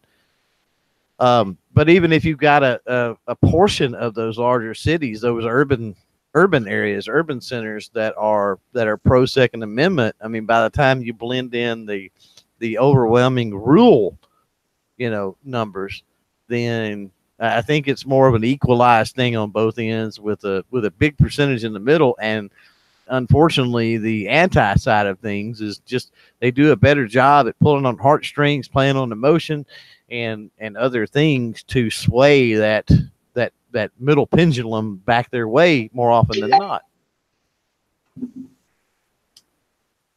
I'll totally agree with that, Clover. I mean, I live in a city, and I wouldn't say people here necessarily, the people I know aren't necessarily anti-gun or pro-gun. They don't care. They didn't have one way or the other. And then they get a ballot and it says safe schools. And that's what 1639 was titled. They're like, okay, well, I'm for safe schools, so I'll vote for that. And they didn't read it out. They didn't read the whole thing any more than they read like taxes on groceries. I mean, I know a lot of people, they're not pro or against it, just not a factor in their lives. And it's hard for us to really realize that. Well, most of the people I know that are from bigger cities, yeah, it's like that. They just don't, it's not a factor to them. You know, for me, I was raised in a country with guns and stuff, and it's just a way of life. Those people never really been around them, don't have a care either way. A lot of people don't. But they're definitely influenced by the media, and they just jump yeah. into and all that. I'm not saying they don't just take they take the hook and bite on it and get reeled right in by the other side. But I think most of them aren't vehemently against firearms in general. But this comes now back to what Clover was talking about earlier, where, you know, every high school used to have a rifle team and there were gun safety courses and elective courses. And I learned bow and arrow in middle school and, you know, stuff like that. And, you know, the lefties came in and said, oh, well, can't have that program, can't have that program, can't have that program. It's gone. All right. Well, we can't even have slides. A lot of that is that's coming back. I mean, there are places that are putting stuff like that back into play. Now, the school. Yeah, I was supposed to say I'm not going to sit here and tell you that California is seeing it or you know any hardened blue states are seeing stuff like that. But you know we are seeing high school fire related programs, be it skeet, rifle teams, service rifle. For even, which is hard to believe with the whole demonization of the AR-15, which is used as a service rifle in those competitions. Yeah, and as far as archery, I mean, archery's been on a comeback for some time now, so they've kind of stopped demonizing that, which unfortunately, as far as potential for accidents, potential for injury, is far, far greater than firearms ever thought about being, with all the pointy, sharp edges and everything else involved. Yeah, I've cut the crap out of my hand with a broadhead once. Well, I mean, look at most of it. Use broadheads in most of it's done with field points, but yeah, I mean, think about it. I mean, you've got a bow, and that bow, if it's a recurve bow, it's got 2 points on each end, and then if you got an arrow, that's 2 points on each end. That's 4 pointy edges you could poke somebody with. And then you add stabilizers. You've got, one end for each one of those, and potentially a sight that's, sticking out the rear because it's adjustable. And yeah, I mean, you've got all kinds of things there that, if you're not careful with movement and other things that, you could injure yourself or somebody with it. Plus, I don't think the safety aspect is as much in the high school, middle school kids' minds with a bow versus a firearm. That's it, and that's entirely true, and that's my point. And that's when I go in and I do these instructor things, and I'm teaching new coaches for archery. I mean, that's one of the very first things I point out is you have to curb this misconception, because archery is a gateway into the shooting sports. It has been for years. I've seen an uptick in it. And a lot of it's due to the Hunger Games, which I don't watch, but if you do, you understand. Apparently that chick shoots a bow and arrow or something. But a lot of it is due to that sort of stuff. And of course, Hawkeye and all that kind of good stuff, the superhero stuff with bows and arrow and all that good kind of crap. But anyway, we won't get into a Matt chat with that, but there's an uptick, and it's a gateway. And, I've seen it on our range. I've seen, parents that bring their kids in for the archery program, and they have no intention of the firearms. They don't understand it. They haven't been around them, and so, but it's a gateway to get them in. And if you ever get them in, then, they'll eventually see that you're running a safe program and the kids are having fun and they're learning and all this other stuff. And then they become more comfortable with it. And eventually they're good to go. But one of the things I always tell these, coach candidates, whatever you want to call them, is, look, you got to curb this misconception, because they're going to come in thinking that it's way safer than the firearms and blah, blah, blah. And in fact, it is not. The risk of a fatality is lower. The risk of a serious injury is lower, but the risk of injury, across the board is much, much, much higher. And here's why. And I lay out the points basically that I just laid out earlier. I get the equipment out and I tell them, count the sharp pointy edges and all of this on here. And they start doing that, and they realize real quick, oh, you're right. There's just as much, if not more, discipline involved in archery as there is with the firearm related sports.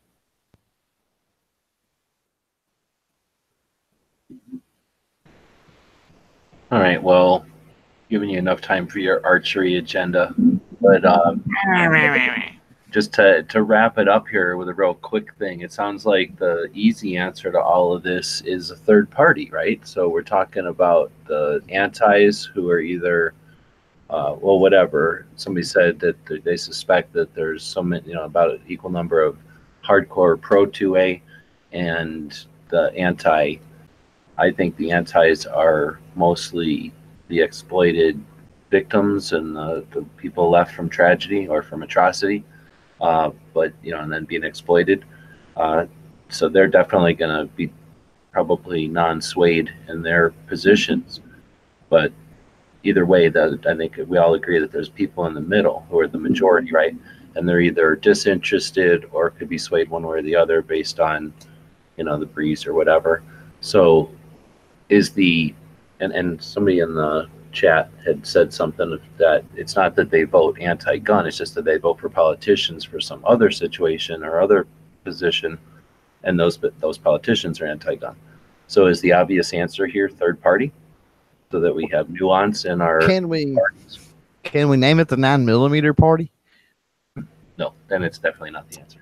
Crap. But seriously, I think libertarian is the obvious third party choice because it's the largest right now. There's another I think one. so too. Yeah. Maybe independent. I don't know.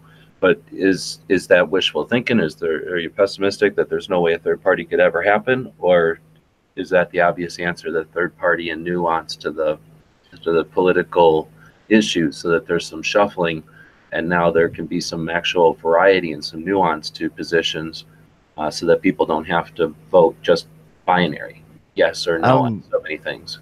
I definitely think the two-party system just puts such pressure on any other candidates. What you really need is tiered voting, and until we get tiered voting, you're never going to see this. And basically, what tiered voting is it's a way for you to vote for the person of your choice without throwing your vote away. So let's say you vote for, basically in tiered voting, you say, my first choice is Bob, and my second choice is Mary, and my third choice is Bill. And if Bob doesn't get a certain minimum percentage of votes, then all of those people that voted for Bob, they take and they say, okay, what was their second choice? And they move all those votes to the second choice. How is that better than just the votes for because that would allow a third party candidate to run, and people would not be caught in the miasma of, if I vote for this guy, I'm taking votes away from the other guy that might get in. So I can't vote for this. I'm taking votes away from my second choice. I'm taking away from. I'm taking votes away from the Republican who might win it. But because, the spoiler, right? You get that whole spoiler problem where a third guy runs and he draws just enough votes away from the Republican that the Democrat gets in. So it potentially eases the potential for gaming it, but then is this in use anywhere that we can use as an example that it's successful? No, this is actually one of the things that's coming out of game theory from some of the colleges. They actually have some really interesting ways of looking at redistricting and how you could redistrict without screwing stuff up and having different numbers of representatives and stuff. But it was something that a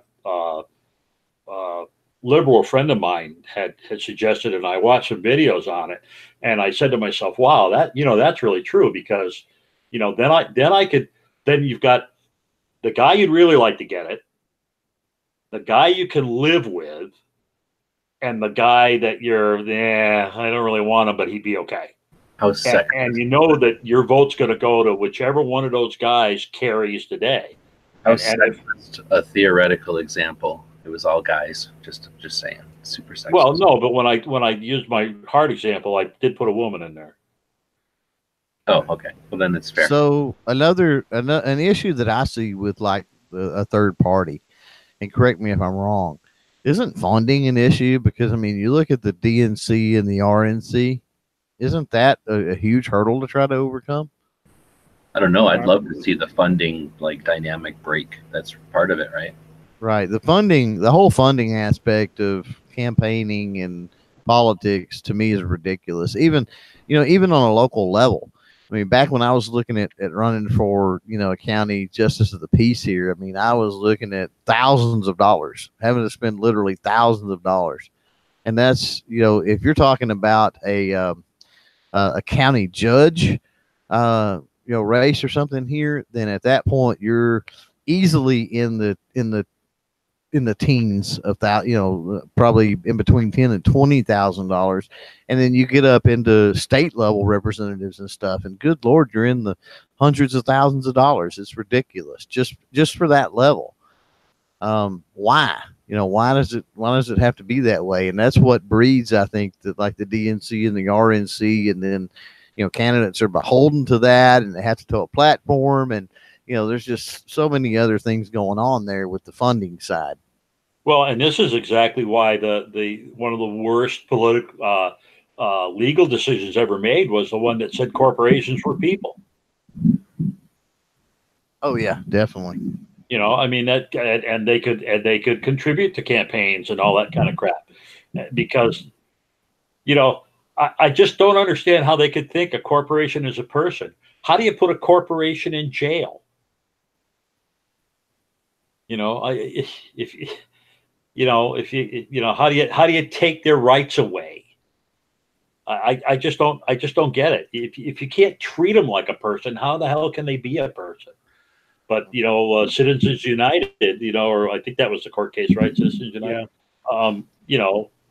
The bottom line was the politicians wanted the money.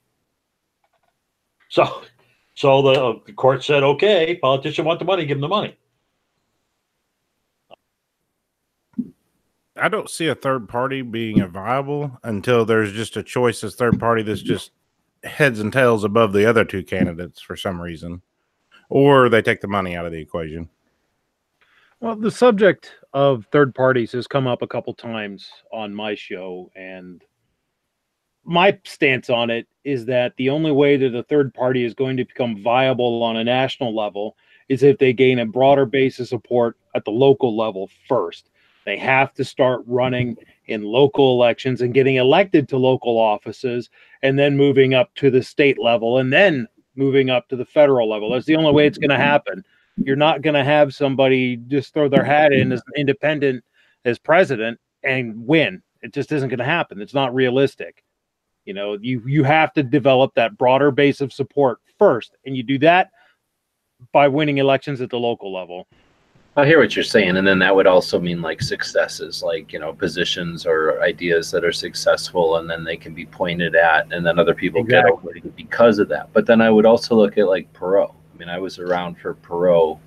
That might have either been my first or second. I voted for him to vote for, and he was. I very shamefully voted for Clinton on that one. I was young. I was dumb. But we can remember it then, and were you all old enough to remember that one? And that was Trump-ish, right, out of nowhere, yeah. And it was really a media sensation, and there was definitely anger and everything. But man, I wasn't necessarily pro Perot, but I was pro the energy that it gave to the national election, and just the focus that it gave everyone, and the kind of. It seemed, and I was naive, I was a kid still, but it seemed like there was a revival of interest. Well, I think that was a lot of the reason why we got Bill Clinton as president, was because of Ross Perot. Matter of fact, I said this on my show last week, that giant sucking sound wasn't the jobs going to Mexico from NAFTA, it was the votes going to Perot. Well, I hear you. I think most people agree with that it was, he screwed it up for everybody, kind of. I mean, and the result was. Well, that's exactly what we just got through talking about, the spoiler effect. Yeah. Well, I remember the Republican that was running lost the race because Perot didn't draw votes away from the Democrats. He drew votes away from the Republicans. I remember getting a lecture about that for voting for Perot in my third grade class. We did a vote because I was in third grade that year, and the teacher lectured me about how that drew votes away. Or lectured everybody who voted for him. That's what happened. You know, I'm just sad that he didn't win because I really was enjoying the Saturday Night Live skits where they had. Oh, yeah. Those were wonderful. That would have been at least 4 years worth of great laugh fodder right there. Yeah, it would have. Now, as you see on this graph. Right. Now listen here. And them big old ears. But he was right. They made fun of his looks and his talk, but he was coming at it from a business and a financial, less of a more pragmatic look, right? And he was like, let's not worry about this stupid shit that government shouldn't be involved in. At least maybe I'm romanticizing it, but he was like, let's just talk about the budget and defense and get on with it. Right. Yeah. And 8 years ago, when we voted for governor, we had exactly the same situation where a guy came out of left field and he was the only one on the stage. He stood right up and said, you're looking at a $300 million budget deficit in the next 2 years, and you know it, and you're not telling anybody. And the guy said, where are you getting those numbers? He said, I'm getting them from your Office of Budget Management. And they laughed the guy off the stage. They said, you don't know what you're talking about. You're full of shit. Well, 2 years later, we were $400 million in the hole. You know, and again, you know, if we'd had tiered voting, I would have put him at the top of the list because he knew what was going on. So as long as if he didn't get, you know, it's one of those Me Too things. You know, I would vote for him if I thought everybody else was going to vote for him, but I don't want to vote for him and then find out I stole enough votes away from the Republican. And it's always the Republican candidate. Because everybody that runs as a third party is always center or slightly right, and it's always drawn votes away from the guy that goes up against a big Democrat. Well, there's a lot of talk though, and I want to get to a comment on the gun channel side here in a second. But there's a lot of talk for 2020 about this Starbucks guy and him actually drawing votes from the left now. Have you been paying attention to that? Oh, that would be great. I've seen that a little bit. Yeah. Yeah, And maybe I'll kill him with the coffee too, because they're trying to encourage him. He wants to run, you know, independent or whatever, and they're encouraging him not to because they're saying he'll draw those left votes in. We're talking about the, you know, independent or libertarian, some kind of third party here. Mr. Pfeiffer over on Gun Channels, he's saying even if a third party was elected as president, that person would still have to deal with the two-party system. You know, I guess he's talking about obviously the Senate and the House. So a question that I've got that it's been something that's aggravated me for the longest is, what does everybody here think about the Senate being popular vote?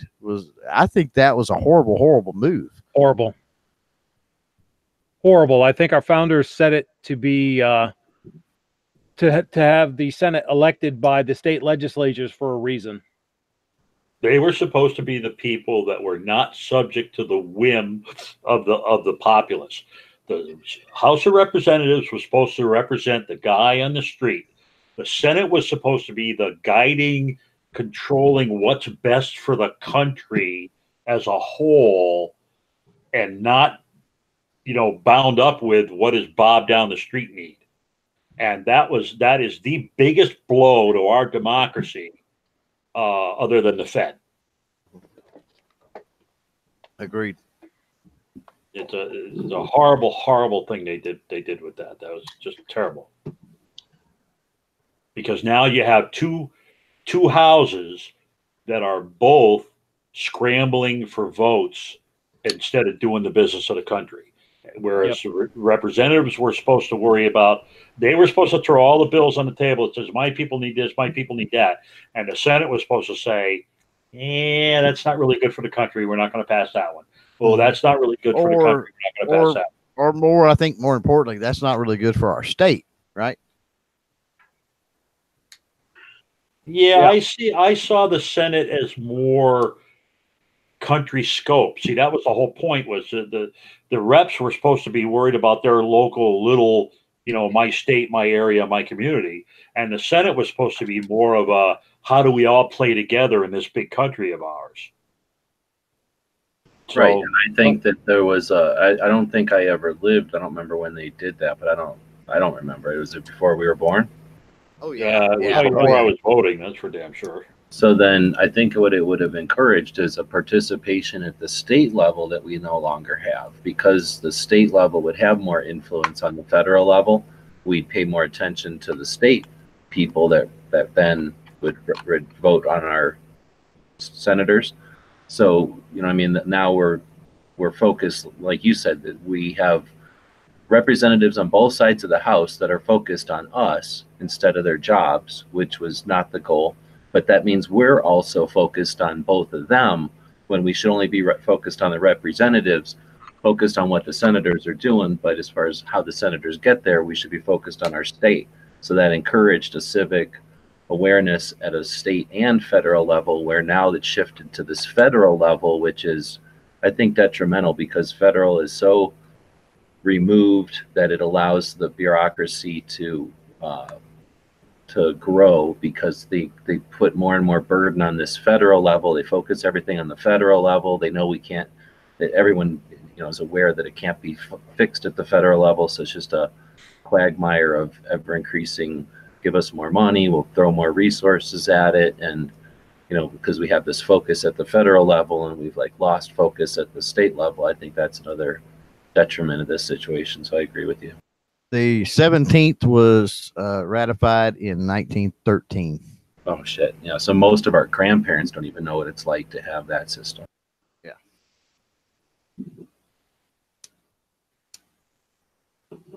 Shit, our grandparents' parents barely voted in that system.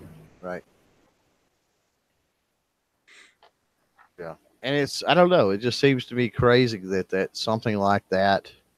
You know, because, you know, to ratify, you have to have 3/4 of the states. So, you know, 3/4 of the states was willing to give up that kind of power to me. Yeah, I don't get it. It doesn't make any sense. And it was the two-party system that caused that. Right. Yeah. It was the battles between the Republicans and the Democrats that caused that whole problem. And a control over information. Who knew that was even happening, really? Well, that's true too. It was being reported that it happened, but as it was happening, it's happening with a bunch of people who were in the game at the time. Yeah, you know, that's a shining light. I mean, that's a good thing that, you know, if we're going to focus on a positive, that we live in a day and age now that we live in, right? You know, can you imagine, you know, living back then, having sort of the same attitudes we have now, and living back in, say, 34, and all of a sudden, yeah, when you didn't find out until it was already a done deal. Yeah, right, exactly. What happened? How long will it take before we, as a culture, as a group of people who are becoming more and more familiar and capable and, you know, competent on the web and using the tools to get us and communicating, to turn our attentions from entertainment to activism when needed? I mean, we're seeing it literally. We're talking about it today. The facilitation of it is becoming more and more available to everyone. And I mean, I'm optimistic, I guess, but I got to believe that as we get more and more comfortable with this stuff, we're going to get bored with the frivolous, and we're going to start focusing when needed and when called upon to be more active and more, I guess, using these tools for more important uses. And politicians and stuff are going to, I don't know, react to that if nothing else. But, you know, isn't that a potential positive again for the future? Yeah, I think so. I sure hope so.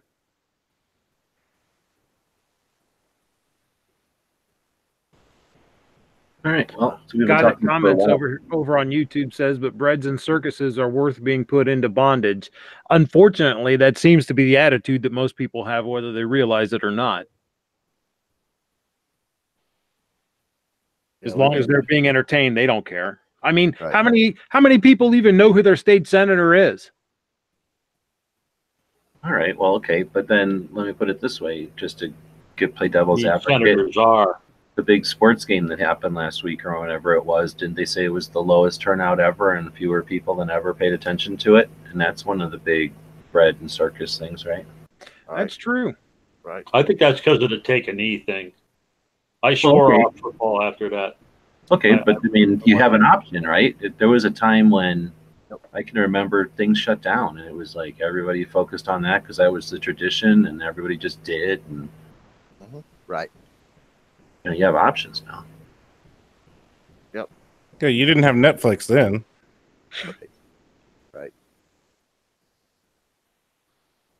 Yep. Good stuff. We've been going 2 hours. Yeah, it's been a long one. It's been a good chat. Have a good Pretty group good. tonight. Yeah, a great conversation for 2 hours too, which is awesome. Nice active participation. Thanks everybody on both sides of the chat out there. And I guess we have to wrap it up at some point. Appreciate everybody staying up late. And see, tomorrow's Tuesday. I think dang, I had an idea after what to talk about tomorrow. And I should have wrote it down. I didn't. Dang it. Maybe it'll come to me after I start. I try not thinking about it. But Snob, what do you got coming up? May release one more video at the end of this week, but it may be next Monday. It depends on how many I get shot tomorrow because I'm off work tomorrow. And then I'll have a show on Saturday if I can figure out a topic. If not, I'm just going to rehash this one because it seemed to work pretty good. Right on. If you're ever looking for topics, I always say go to somebody's channel you like to watch their videos and just go to their video tab on their YouTube or their Gunstream or whatever. Click on sort by most popular and then just start looking at some of the topics of their popular videos, and usually you get a pretty good idea, some things to talk about. Woods, what do you got coming up? It's just a snow day here. It's still snowing out here. Right on. Well, that's good for us. You got to jump in late. Thanks for joining. I don't know if anybody's got anything going on gun channels tonight. I guess I can go look. Doesn't look like anybody's running live. I thought Zorro said he was going to start a Monday, Wednesday. Everyone's out there. I don't see him green tonight. I know he was sick yesterday. Oh, okay. So yeah, he might be under the weather. Budget, what do you got coming up? Well, I got a review video going to drop on Wednesday. If you happen to be a patron, you can watch it now. Then I got my show on Friday, 7 p.m. Eastern. And we're going to I know one thing we're going to talk about is that the Young versus Hawaii case, the Ninth Circuit is going to hear that in an en banc panel now. And, I'll tell you guys where I'm hoping that'll go. To the Supreme Court. Oh, you betcha. It didn't take long to figure that one out. I'm hoping they overturn it, and I'm hoping it goes to the Supreme Court so that it can be heard and that issue dealt with once and for all. For those that don't know what the Young versus Hawaii case is, that's the one about open carry in the Ninth Circuit, where the Ninth Circuit has already ruled that concealed carry is not a right. And in this case, the first ruling was that since concealed carry isn't protected by the Second Amendment, open carry is, and that they would have to allow it. Well, of course, the state of Hawaii sought to have that heard by an en banc panel of the Ninth Circuit, which they finally said that they're going to do that. I'm hoping they overturn the decision and it goes to SCOTUS.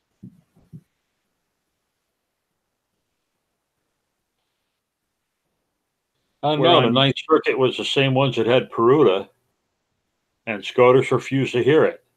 Yeah, but Peruta wasn't necessarily a good case for that. Just because of some of the circumstances involved with it. The Young versus Hawaii is a perfect case because the conflict is already set up. If Heller has said that we have the right to keep firearms, and then the McDonald ruling gets applied to the right. Now we have this dichotomy where, the Ninth has already ruled that concealed carry isn't allowed. So then it got ruled that if concealed carry isn't allowed, you must do open. But now they're trying to say that open carry isn't allowed either. It's a lot better. It has a lot more meat for the Supreme Court to get into, because there's a lot more conflict and dissent within. We have a lot of decisions that are in conflict with each other, and it's a de facto ban on carry. And I don't know. I think it's going to be interesting. I'm hoping they overturn it and then SCOTUS takes it. Okay, but that was when Peruta moved to the circuit court. It was the same situation happened, because they used to have they refused to issue them a permit for concealed carry, but they used to have open carry. But between the time it got heard in the state court and it went to the circuit court, they prohibited open carry. But the circuit court never took the change in circumstances into account, and they found for the state, based on the original premise, that you could open carry or concealed carry. And when they took it to SCOTUS, at that point in time, there was no open carry allowed, and they would not issue the guy a permit. You also have to look at the composition of the court at the time as well. It's a different court now. I understand that, but I'm just saying that the circumstances aren't different. Typically, the SCOTUS only gets involved when two circuit courts rule differently on the same matter. That's typically when SCOTUS gets involved. And unless they have to resolve something between two circuit courts, they typically will not get involved. Well, wasn't the idea that Peruta was supposed to conflict with Heller?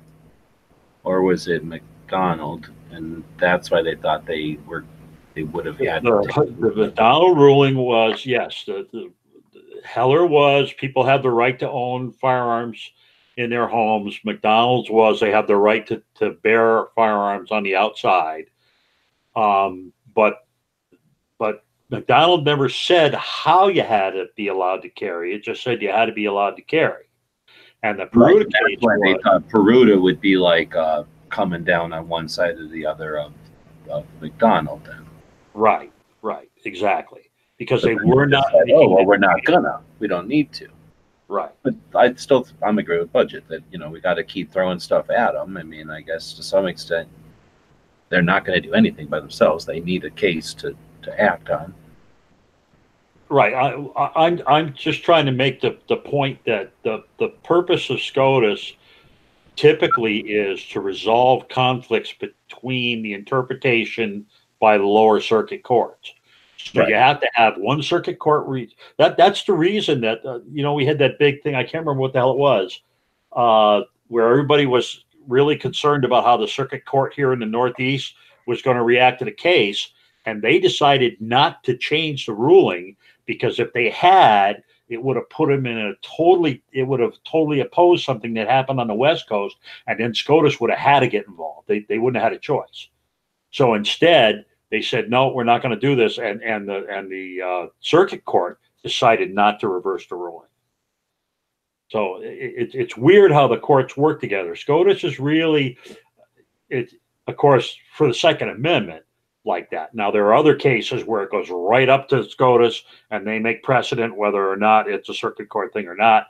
But, since we're second-class citizens in the gun world here, we can't expect to be treated the same way. All right. Speaking of second-class citizens, anything going on in Connecticut? Oh no, we're just getting killed with the number of laws that they want to put on is ridiculous. Like I said, we have over 100 that they're blowing the dust off of, and right now I think we've only got 7 or 8 that have been sent to committee. One of which is you cannot keep a firearm anywhere but in a safe, and it cannot be loaded, even in the safe. and that is just driving people absolutely ballistic because it means no bedstand guns, Can't be loaded even in a safe. not That even in makes the sense. safe. That makes sense, guys. You don't want that gun shooting somebody while it's in its safe. Come on. Right. All those loaded guns in there is just starting. It's just asking for trouble. There might be a war in there. The 9mm might try to take on the 40s. But It'd be like watching scanners if they looked in my safe. Their freaking heads would explode. Well, it's really kind of funny that when I was younger, I was always taught never keep a loaded firearm in a safe. That was one of the big do not ever leave a loaded firearm in a safe. And now I have safes specifically for loaded firearms. Yeah. Because mine have a loaded magazine without a round chambered. My shotgun, I've got my house shotgun and my house AR both loaded in a safe, and then I've got my handguns that I everyday carry with. I've got 3 or 4 of them, and those are all loaded in a separate safe. And my bedside gun is in a safe all day long, but at night it comes out and is open. It's not on the bed, but it's near the bed where I can reach it. And that would be illegal. I would no longer be able to keep a bedside gun. That's asinine. Ever. Of course, but when does a law being asinine stop them from passing it, right? Exactly. And that's another problem. We were talking earlier about the courts. One of the problems is, like, Connecticut is in total violation of Heller and McDonald with a lot of the laws that we've passed. But basically, the attitude of our court system is, fuck it, sue us, take us to court. Who cares? It'll be 10 years before you ever get through all the court systems. Well, and even then, once the courts rule, what are you going to do? I mean, who are you going to hold accountable, and how are you going to do it? I think I can't remember if it was Hitler or Stalin that said about the Pope, well, how many divisions does he have? In other words, it doesn't matter what he says because he can't do anything anyway. Yeah, exactly. So it is kind of tough when you gotta set, and because you realize I live right here in the black hole of New York, New Jersey, Massachusetts, Connecticut. I'm sorry.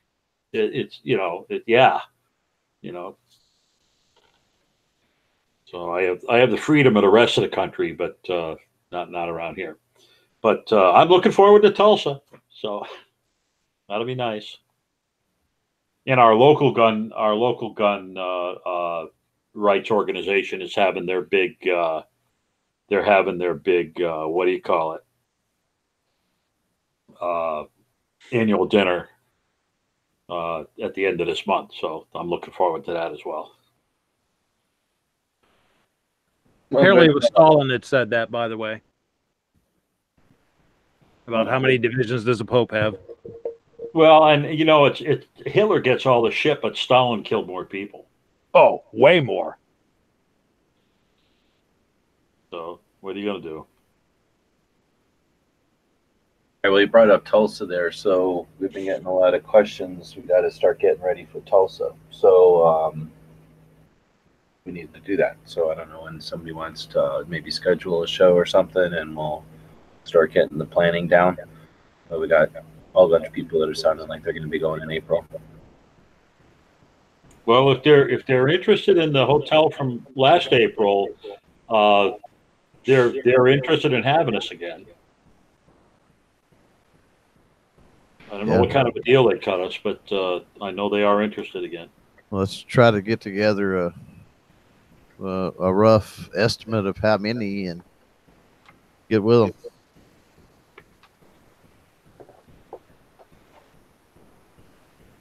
Yeah, my brother-in-law and I already have our reservations set up, so we're all done. And then that brings us to Clover. What do you got coming up? I've got a lot of stuff I've got to get filmed and get out. I've been dealing with, sleet and frozenness and nastiness and rain the last few days, though. let's see what is coming up. Wednesday, I've got to record a couple of podcast episodes, which will be pretty interesting. I've got Win with WMD Guns. He's one of the owners. We're going to talk to him. And then one that's really interesting is Ken Decker, who is an ex-Army Ranger, long-range guy, works for TACCOM HQ, which does some really wild things with not just long range, but super long range optics. We're talking, 5,000, 6,000 meters and, way out there. So that'll be cool. One of those will, of course, release eventually. Thursday, I think we're going to talk about maybe what to look for coming down the pipe or that's already in play as far as YouTube with the algorithm and some policy stuff. Probably talk a little bit about that. Friday, the podcast will release, and we've got Seismic Ammo, which is talk to those guys at SHOT Show, some pretty cool stuff. They do some things like a 180 grain 9mm round, and then they do a 2 ounce 12 gauge shotgun slug, and they specialize in really heavyweight ammunition. So that's kind of what's slated for this week, and hopefully I'll get some things recorded and get a few other things out. I've got a ton of buck bark parks here, thanks to Tandem Cross. So got a lot of videos to do, some installation videos, and work on the T&E. I know this stuff's going to work great because I've actually dealt with it on other pistols. But yeah, Bailey gets some advertising from them out and some install videos done. And before I go, since he's here, I want to say congrats to Woods. He won the Steel Target giveaway over on Patreon earlier today. So wow, congrats, cool. Mr. Wood. Right on. Jamie, go gun channels.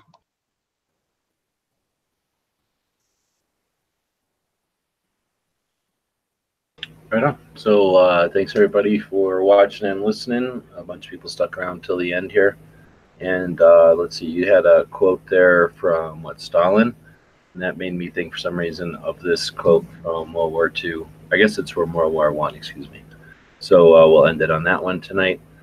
And it's a story from Stephen Holbrook's book, Target Switzerland. Shortly before World War I, the German Kaiser was the guest of the Swiss government to observe military maneuvers. The Kaiser asked a Swiss militiaman, "You are 500,000 and you shoot well, but if we attack with 1 million men, what will you do?" The soldier replied, "We will shoot twice and go home." The guys and gals of gunwebsites.com encourage you to take a CCW class every year, practice at least once a month, and carry every day. Thanks for watching gunwebsites.com.